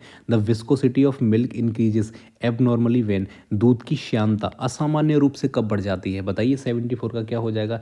ऑप्शन सी देखने को आपको मिलेगा, कोल्ड एग्यूलेटिन जो अभिक्रिया होती है तब आपको देखने को ऐसा मिलेगा। देखो कभी कभी मिल्क में स्पेशल कुछ प्रोटीन होते हैं, ठंड में जैसे केशिन मिसल्स है ना, इनको आपस में वो चिपका देते हैं, इससे दूध अचानक से थिक होने लग जाता है। ठीक है, बस इतना सा आप याद रखेंगे तब भी काम हो जाएगा। सर्दियों में ऐसा जनरली देखने को मिलता है। 75 पे चलते हैं। The principal factor determining meltability of cheese is, बताइए चीज़ की पिघलने की क्षमता मुख्यतः किस पर निर्धारित होती है, बताएं। ए हो जाएगा मेरे भाई, केसीन नेटवर्क स्ट्रक्चर। केसीन बहुत इंपॉर्टेंट रहता है, याद रखना इस चीज़ में सबसे बड़ी चीज़ क्या होती है? केसीन का नेटवर्क। अगर नेटवर्क टाइट है तो चीज़ नहीं पिघलेगा, अगर नेटवर्क ओपन है या लूज है या फ्लेक्सिबल है तो मेल्ट हो जाएगा आसानी से। ठीक है, बस इतनी सी चीज़ आप याद रखेंगे। चलिए 76 पे चलते हैं। During meat cooking collagen converts into gelatin most efficiently, मतलब मांस पकाते समय कोलेजन सबसे प्रभावी रूप से जिलेटिन में किस तापमान पर परिवर्तित हो जाता है? अच्छा सवाल है और फैक्चुअल है, इसमें ज़्यादा कुछ सोचना नहीं है। 80 से 90 डिग्री सेल्सियस। ऑप्शन सी हो जाएगा आपका 76 का। कोलेजन टफ होते हैं बहुत ज़्यादा, लेकिन 80 से 90 डिग्री पे ये टूट कर जिलेटिन बना लेते हैं, ये इतना सा बस याद रखेंगे। इससे क्या होता है? मीट सॉफ्ट हो जाता है, जूसी हो जाता है, और जब स्लो कुकिंग करते हैं ना तो इसी पे ये फिर ऐसे काम करता रहता है। बेसिक सी चीज़ आप याद रखेंगे। चलिए तो ठीक है, ये कभी गलती से 95 ये ज़्यादा मत लगा देना, ठीक है, ये गड़बड़ हो जाएगा पूरा यहाँ। चलिए 77 पे चलते हैं। द प्रेजेंस ऑफ TMAO, पहले ही बता चुका हूँ, trimethylamine oxide in marine fish serves mainly as, कह रहा है समुद्री फिशों में TMAO की उपस्थिति का मुख्य कार्य क्या होता है? आसान सा है, बताइए क्या हो जाएगा। तो ऑप्शन हमें बी देखने को इसका आंसर मिलेगा, बी हो जाएगा। ठीक है, क्या है जी? ऑस्मो रेगुलेटर, पराशरण नियामक। थोड़ा सा समझा देता हूँ क्या है। समुद्र में होता है सॉल्ट ज़्यादा, है ना, और फिश को अपनी सेल को बैलेंस रखना होता है, इसके लिए TMAO ये क्या करता है मेरे भाई? ऑस्मो रेगुलेटर इसकी तरह काम करना शुरू कर देता है। ठीक है, याद रखना, स्पॉइलेज जब होता है तो यही TMAO क्या कर देता है, पहले ही बता चुका हूँ कई बार, ये TMA में कन्वर्ट हो जाता है और गंदी स्मेल देता है, कितनी बार बता चुका हूँ। 78 पे चलते हैं। In UST ultra high temperature treated milk is gelation is accelerated by, UST दूध में एज जेलेशन जो होता है ये किससे गति पकड़ता है, बताओ।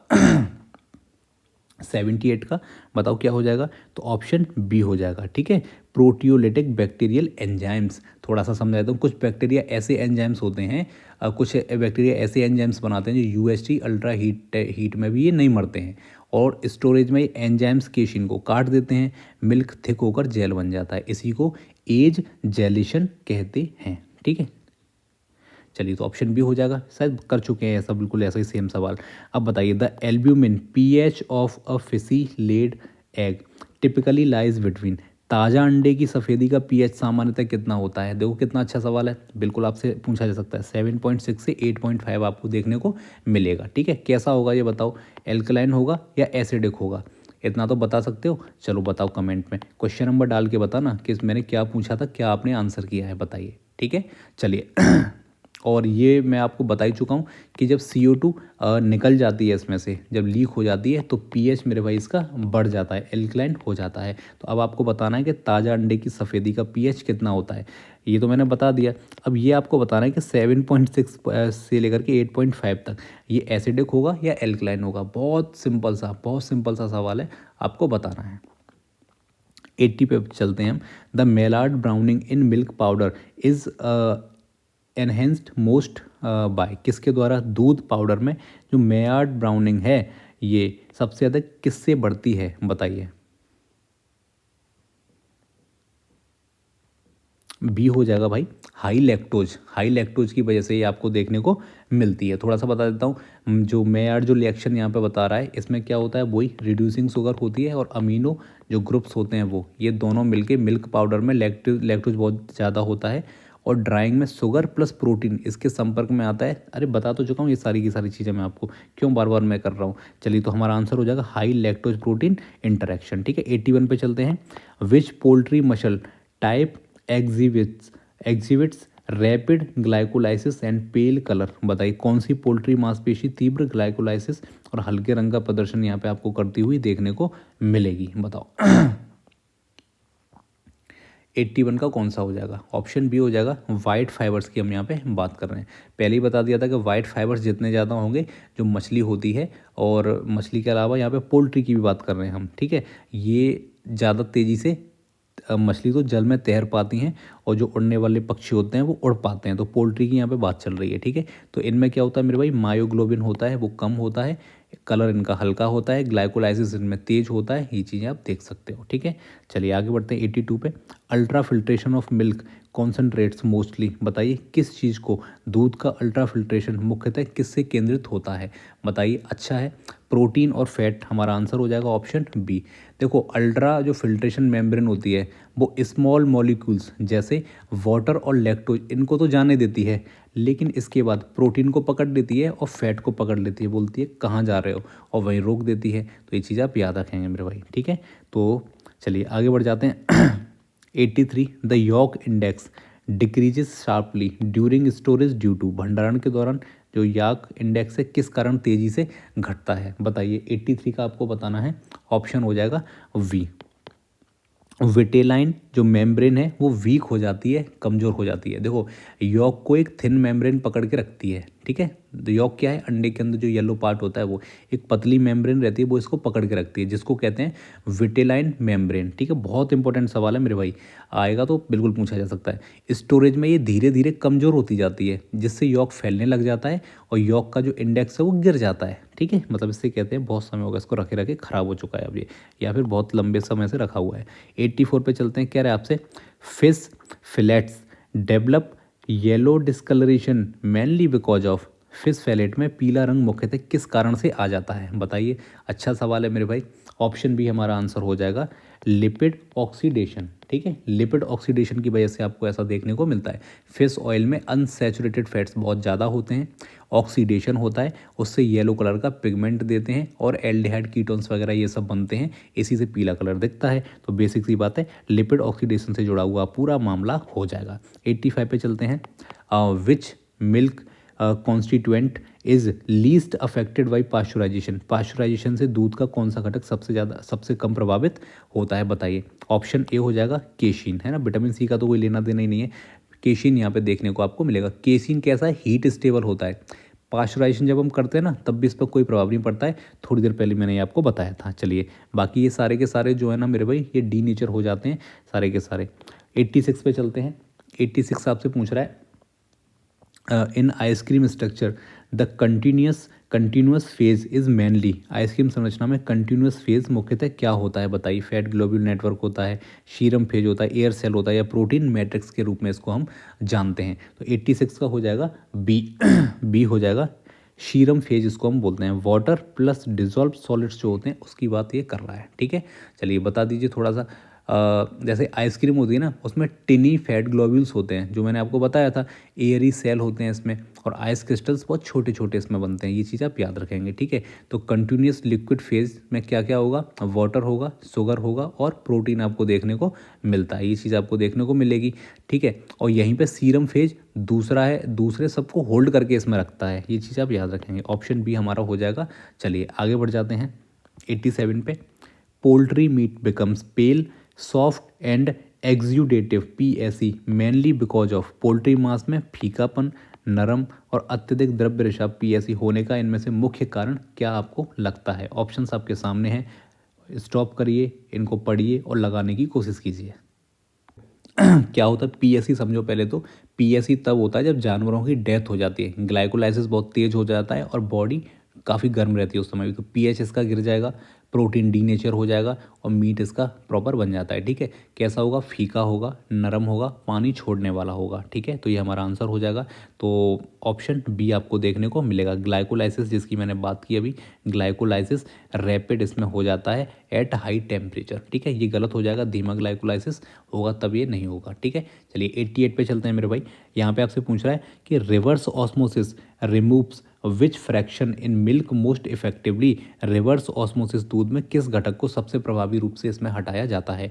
88 का बता रहा है, बताइए। ऑप्शन बी हो जाएगा वाटर। रिवर्स ऑस्मोसिस से क्या निकालेंगे हम, पानी निकालेंगे। आरओ रिवर्स ऑस्मोसिस पानी निकालने वाली तकनीक है। फिल्टर सिर्फ पानी को जाने देता है, बाकी सारी चीज़ें प्रोटीन, फैट, मिनरल्स, इन सब चीज़ों को वो रोक देता है। ठीक है, 89 पे चलते हैं। Fish preserved by smoking gains stability mainly through. Smoking द्वारा संरक्षित मछली की स्थिरता मुख्यतः किस चीज़ से बढ़ जाती है, बताइए। बहुत अच्छा सवाल है। ऑप्शन ए हो जाएगा मेरे भाई फेनोलिक कंपाउंड्स डिपोजिशन। ठीक है, देखो स्मोक में फेनोलिक जो कंपाउंड्स होते हैं ये माइक्रोब्स को रोक लेते हैं, पहली चीज़ तो ऑक्सीडेशन को भी ये रोक लेते हैं और सरफेस पे एक प्रोटेक्टिव लेयर बना देते हैं और यही फिश को सेफ और लॉन्ग लास्टिंग बनाती है। ठीक है, तो ये आपको समझ आ गया होगा। चलिए 90 पे चलते हैं। अब यहाँ पे ये सारी चीज़ें बताने की कोई ज़रूरत नहीं है, ऑप्शन देखो कुछ ना कुछ तो बनाने पड़ते हैं सवाल को, फिर कैसे बिना ऑप्शन के दे देंगे। इसलिए बहुत काम के नहीं, जहाँ पे बताने के होते हैं आपको सब जानते हो आप, मैं सारी चीज़ें बताता हूँ। चलिए यहाँ पे आपसे पूछ रहा है कि जो रिगर है, ये रिगर मोर्टिस में पोल्ट्री लाल मांस की तुलना में तेज क्यों होती है। पोल्ट्री में रिगर मोर्टिस लाल मांस की तुलना में तेज क्यों होती है, बताओ। तो ऑप्शन यहाँ पे आपके सामने है। ऑप्शन बी हो जाएगा लोअर ग्लाइकोजन कंटेंट, है ना, इसकी वजह से ऐसा होता है।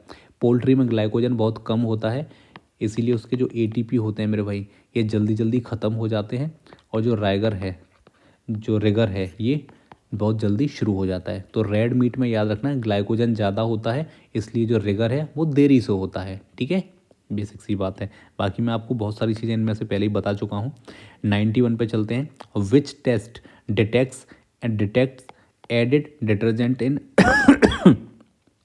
मिल्क। ये तो कई बार बता दिया मैंने, बताइए किस चीज़ से डिटर्जेंट को हम इसमें पता करते हैं। 91 का बताना है आपको।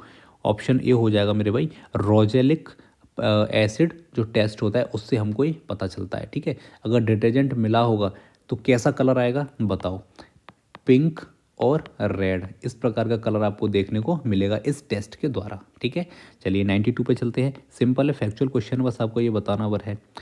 एग वाइट थिनिंग इज को रिलेटेड मोस्ट विद। अंडे की सफ़ेदी का पतला होना किससे अधिक संबंधित है, कितनी बार बता चुका हूँ। CO2 लॉस हो जाएगा तो ये पतला हो जाएगा। 93 पे चलते हैं। Sweetened condensed milk is microbiologically stable because. इससे रिलेटेड एक सवाल हम कर चुके हैं, ये सेम तो एज इट इज़ तो नहीं था। ऑप्शन सी हो जाएगा high osmotic pressure due to sugar. ठीक है, इतनी ज़्यादा चीनी होती है कि माइक्रोब्स पानी खींच ही नहीं पाते हैं, मतलब माइक्रोबियल एक्टिविटी कर ही नहीं पाते हैं, वो नहीं कर पाएंगे तो ग्रोथ नहीं कर पाएंगे। तो हाई शुगर डालने से माइक्रोब का डेथ जोन हम बना देते हैं। तो high osmotic pressure due to sugar, इससे माइक्रोबायोलॉजिकली स्टेबल हो जाते हैं। ठीक है मेरे भाई, कंडेंस स्वीट एंड मिल्क की बात कर रहे हैं। 94 पे चलते हैं। Fish freezing quality is best maintained when. मछली की क्वालिटी फ्रीजिंग के दौरान सबसे ज़्यादा सर्वोत्तम रहती है, सबसे ज़्यादा बेस्ट रहती है कब, बताइए। ऑप्शन बी हो जाएगा ice formation is ultra fast. ठीक है, बेसिक सा कॉन्सेप्ट है, कई बार हम इसको कर चुके हैं। फास्ट फ्रीजिंग होती है तो छोटे छोटे आइस क्रिस्टल्स बनते हैं, टिश्यूज़ टूटते नहीं है। मछली होगी तो सॉफ्ट और फ्रेश बनी रहती है। अगर स्लो फ्रीजिंग करेंगे तो क्रिस्टल्स बड़े बनेंगे और इसका टेक्सचर पूरा ख़राब हो जाता है। 95 पे चलते हैं। कह रहा है वाइपिंग जो क्रीम होती है, जो विपिंग क्रीम होती है, स्टेबिलिटी इंक्रीजेस विद। बताइए विपिंग क्रीम की स्थिरता किससे बढ़ती है। Option A B C D बताएं, पढ़िए, पढ़ के लगाने की कोशिश कीजिए। ऑप्शन बी हो जाएगा हायर फैट कंटेंट। ठीक है, चलिए बताइए। ज़्यादा फैट होगा मेरे भाई तो ज़्यादा फैट जो ग्लोब्यूल्स होते हैं वो बनते हैं। ज़्यादा फैट ग्लोब्यूल्स होंगे, लिख देता हूँ। देखो अगर जैसे फैट आपका ज़्यादा होगा तो जो आपके फैट ग्लोब्यूल्स होते हैं वो ज़्यादा बनते हैं। ठीक है, अगर ये ज़्यादा बनेंगे तो मेरे भाई इनका जो नेटवर्क है वो भी ज़्यादा बनेगा, और इसका मतलब है मेरे भाई स्टेबल फॉर्म बनेगी, स्टेबल फॉर्म बनेगी। ठीक है, ये चीज़ आप याद रखेंगे। बाकी अगर आपसे एक और सवाल अगर मैं पूछूं 95 क्वेश्चन पे एक और सवाल मैं आपसे पूछ रहा हूँ, ये आपको बताना पड़ेगा। आपने देखा होगा जो लो फैट क्रीम आती है, इसमें आपको बताना है जो ये विप है ये इसमें ज़्यादा होती है या कम होती है। चलिए ये आपके लिए सवाल है, ये आपको बताना है। 96 पे चलते हैं दोस्त मेरे। In egg processing pasteurisation temperature is kept lower because अंडा प्रोसेसिंग में पास्चराइजेशन तापमान कम क्यों रखा जाता है। बहुत आसान सवाल है, बता सकते हैं आप इसको। To preserve functional protein, to preserve functional protein, option हमारा बी इसका बिल्कुल करेक्ट आंसर हो जाएगा। अगर हीट ज़्यादा दी जाएगी तो एल्ब्यूमिन और यॉक है ना, उसके प्रोटीन कोगुलेट हो जाते हैं। ठीक है, प्रोसेसिंग में इनके फंक्शनल प्रॉपर्टीज़ चाहिए होती हैं, अगर ये कोगुलेट हो जाएंगे तो फंक्शनल प्रॉपर्टी नहीं दे पाएंगे, इसलिए पास्चराइजेशन लो टेम्परेचर पे इनके लिए किया जाता है। ठीक है, चलिए 97 पे चलते हैं। The primary cause of freezer burn in frozen meat is, बताइए फ्रोजन मांस में फ्रीजर वर्न का मुख्य कारण इनमें से क्या होता है। ऑप्शंस आपके सामने हैं। प्रोटीन ऑक्सीडेशन होगा, सरफेस डिहाइड्रेशन होगा, एक्सरसाइज फॉर्मेशन, या फिर लास्ट है हमारा डी मायोग्लोबिन डीनेचुरेशन। तो ऑप्शन बिल्कुल आसान है आपके सामने है, ऑप्शन बी सरफेस डिहाइड्रेशन मेरे दोस्त आपके सामने बिल्कुल सही आंसर होगा। फ्रीज़र में क्या होता है बताओ, कंटिन्यूस हवा चलती रहती है एक तरह से, तो मीट की सतह से पानी उड़ जाता है, सरफेस इसका सूख जाता है, तब फिर वो हमको वाइट दिखेगा, ड्राई दिखेगा, लेदरी पैचेस बन जाएंगे उस पर, इसी को बोलते हैं फ्रीज़र बर्न हो जाना। ठीक है, बहुत आसान है, कोई परेशानी वाली बात आपको इसमें नहीं दिखेगी। क्वेश्चन नंबर 98 पे चलते हैं। Which milk product is most prone to lactose crystallisation, कौन सा दूध उत्पाद लैक्टोज क्रिस्टलीकरण के प्रति सर्वाधिक संवेदनशील इनमें से आपको देखने को मिलेगा। ये आसान है, थोड़ा सा बता देता हूँ आपको। दूध में जो लैक्टोज होता है वो धीरे धीरे मतलब स्लोली स्लोली क्रिस्टलाइज होता है, लेकिन जब दूध को सुखाकर उसका पाउडर बनाया जाता है तो उसमें लैक्टोज बहुत ज़्यादा कॉन्सेंट्रेटेड आपको देखने को मिलता है। पानी कह सकते हैं लगभग गायब हो जाता है, तापमान इसका बदलता रहता है, चेंज होता रहता है, और स्टोरेज के दौरान एक चीज़ होती है जिसको हम बोलते हैं, आपके लिए लिख के देता हूँ मैं, हाइग्रो स्कोपिसिटी, हाइग्रो स्कोपिसिटी ये आपको देखने को मिलेगी। ठीक है, और इन सब वजहों से एक दिक्कत होती है, वो है लैक्टोज छोटे छोटे और शार्प क्रिस्टल की तरह बाहर निकलने लगता है, जिससे क्या होता है पाउडर का जो टेक्सचर है वो इसको पकड़ लेता है, और इसी को हम कहते हैं लैक्टोज का क्रिस्टलाइजेशन डिफेक्ट, यानी अच्छे से लैक्टोज का जो क्रिस्टलाइजेशन है वो नहीं हो पा रहा है, क्योंकि मिल्क पाउडर में ज़्यादा देखने को मिलता है। क्योंकि पाउडर में मेरे भाई देखो पाउडर में यहाँ पे आपको हाई लैक्टोज देखने को मिलता है, ठीक है, और लो मॉइस्चर देखने को मिलता है। लिख देता हूँ, मॉइस्चर इसमें आपको लो देखने को मिलेगा। इसकी वजह से परफेक्ट कंडीशंस बन जाती हैं क्रिस्टलाइजेशन होने के लिए। ठीक है, ये चीज़ आप याद रखें। तो ऑप्शन हमारा कौन सा हो जाएगा, बता सकते हो क्या? ऑप्शन सी हो जाएगा। मिल्क पाउडर की तो बात हो रही है पूरी की पूरी, इतना तो सब बता दिया आपको मैंने, इसके अंदर की डिटेलिंग बता दी। चलिए 99 पे चलते हैं। अब देखो यहाँ पे योगर्ट की बात कर रहा है ये तो मेरे भाई एसिडिटी हाई हो जाएगी, इसमें लैक्टोज कम हो जाता है। जब घी की हम बात करेंगे तो यहाँ पे लैक्टोज तो होता ही नहीं है देखने के लिए, और जब हम बटर की बात करेंगे तो यहाँ पे लैक्टोज के थोड़े बहुत ट्रेसेस देखने को मिलते हैं। क्रिस्टलाइजेशन यहाँ पर रेयरली देखने को मिलेगा। 99 है हमारा। Poultry fat turns rancid quickly because it contains, poultry fat जल्दी रेंसिड क्यों हो जाता है? बहुत बेसिक से हैं ऑप्शंस आपके सामने। हाई सैचुरेटेड फैट्स है, हाई पॉली अनसैचुरेटेड फैट्स, लो प्रोटीन देखने को मिलेगा, या फिर हाई मिनरल्स देखने को आपको मिलेंगे। बताइए, बहुत बेसिक सा है। 99 कई बार इसको मैं बता चुका हूँ। ऑप्शन बी आपका आंसर हो जाएगा। हाई पॉलीसैचुरेटेड फैट्स आपको देखने को मिलेंगे, जिनको मैंने शॉर्ट में आपको बताया था PUFA, प्यूफा इनको हम कहते हैं। ठीक है, चलिए अब देखो इनके बारे में थोड़ी सी जानकारी देता हूँ।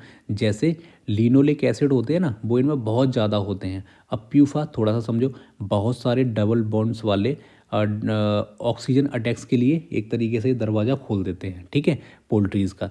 इसलिए पोल्ट्री में हमें चाहिए कि फ़ैट जो हवा है, रोशनी है, तापमान है, वो ज़्यादा से ज़्यादा यहाँ पे आएगा तो ऑक्सीडाइज हो जाएगा, ऑक्सीडाइज हो जाएगा तो शार्प होगा, शार्प होने से रेंसिड स्मेल पैदा करेगा। क्या हम ये ऐसा करने के लिए कर रहे हैं? नहीं, हमारे लिए ज़रूरी होता है कि वहाँ पे हवा, रोशनी, तापमान प्रॉपर आना चाहिए, नहीं तो वो वैसे मर जाएंगे। इसीलिए जब वो आएंगे तो ऑक्सीडाइज हो जाते हैं और गंदी रेंसिड स्मेल यहाँ पे आने लग जाती है। ठीक है, सिंपल फार्मूला आप तो बस याद रखिए, प्यूफा जब ये ज़्यादा होगा तो जो रेंसिडिटी है ये ऑटोमेटिकली ज़्यादा होगी। इस तरह से आप याद रखेंगे, ठीक है। चलिए, सैचुरेटेड फैट्स ये ज़्यादा इसमें नहीं होते हैं। प्रोटीन की बात यहाँ पे कर रहा है, फैट का स्पॉइलेज इससे बिल्कुल भी नहीं होगा यहाँ पे, ठीक है। और मिनरल्स की बात कर रहे हैं, कोई रोल ही यहाँ पे नहीं है। चलिए, लास्ट क्वेश्चन है हमारा इस पूरे यूनिट 8 का। बहुत शानदार क्वेश्चंस बने हैं, आपको देख के समझ के पढ़ के लगाने के बाद आपको लग रहा होगा कि हाँ, इतने दिन से हम ये सारी चीज़ों को बार बार पढ़ रहे हैं, लेकिन आज के क्वेश्चंस सच में शानदार थे, सच में कमाल के थे, और एक्सप्लेनेशन ने बहुत सारी चीज़ें आपकी क्लियर की होंगी। आप सभी से रिक्वेस्ट है, जिन सब लोगों ने इनको लगाया है वो अपना मुझे स्कोर ज़रूर बताएं कि आपके 100 में से कितने क्वेश्चंस आपके सही गए। अब आने वाले टाइम में सारे के सारे ऐसे ही क्वेश्चंस आएंगे, सारे के सारे यूनिट्स के, ठीक है। सारे लोग जिन लोगों ने ज्वाइन नहीं किया है, इसको ज्वाइन कर लेना, बहुत मिनिमम सी प्राइस है यार। सारी चीज़ें आप तो इतनी चाय वाय ख़त्म हो जाती, चाय पी लेते हो आप लोग दिन में। चलिए ठीक है, तो बेसिक सी एक नॉमिनल सी प्राइस रखिए, सारे लोग उसको कर सकते हैं, ठीक है। बहुत फ़ायदा मिलेगा, ठीक है। बिना कुछ लिए यार तुमको इतना सब कुछ दे रहे हैं, ले लेंगे तो कुछ तो सोचा ही होगा तुम्हारे लिए। चलो, तो 100 पे चलते हैं। लास्ट है हमारा, high heat treatment in milk may cause formation of. दूध में अधिक ऊष्मा उपचार से किस चीज़ का निर्माण होता है, बताइए। ऑप्शंस आपके सामने है कि ये कैरेमल ओनली, लैक्टुलोज, या फिर जिलेटिन, या फिर स्टेरेट, ये हो जाएगा। चलिए, अब इसको मैं आपके लिए छोड़ रहा हूँ, इसको कहीं से भी इसका आंसर ढूंढ के बताना, और जो भी इसके बारे में थोड़ी बहुत भी डिटेलिंग अगर मुझे एक्स्ट्रा देगा, ठीक है, तो उसको मैं पिन कर दूंगा, जिससे सभी लोगों को पता चलेगा कि यूनिट 8 का हीरो कौन है, ठीक है। चलिए, थैंक यू।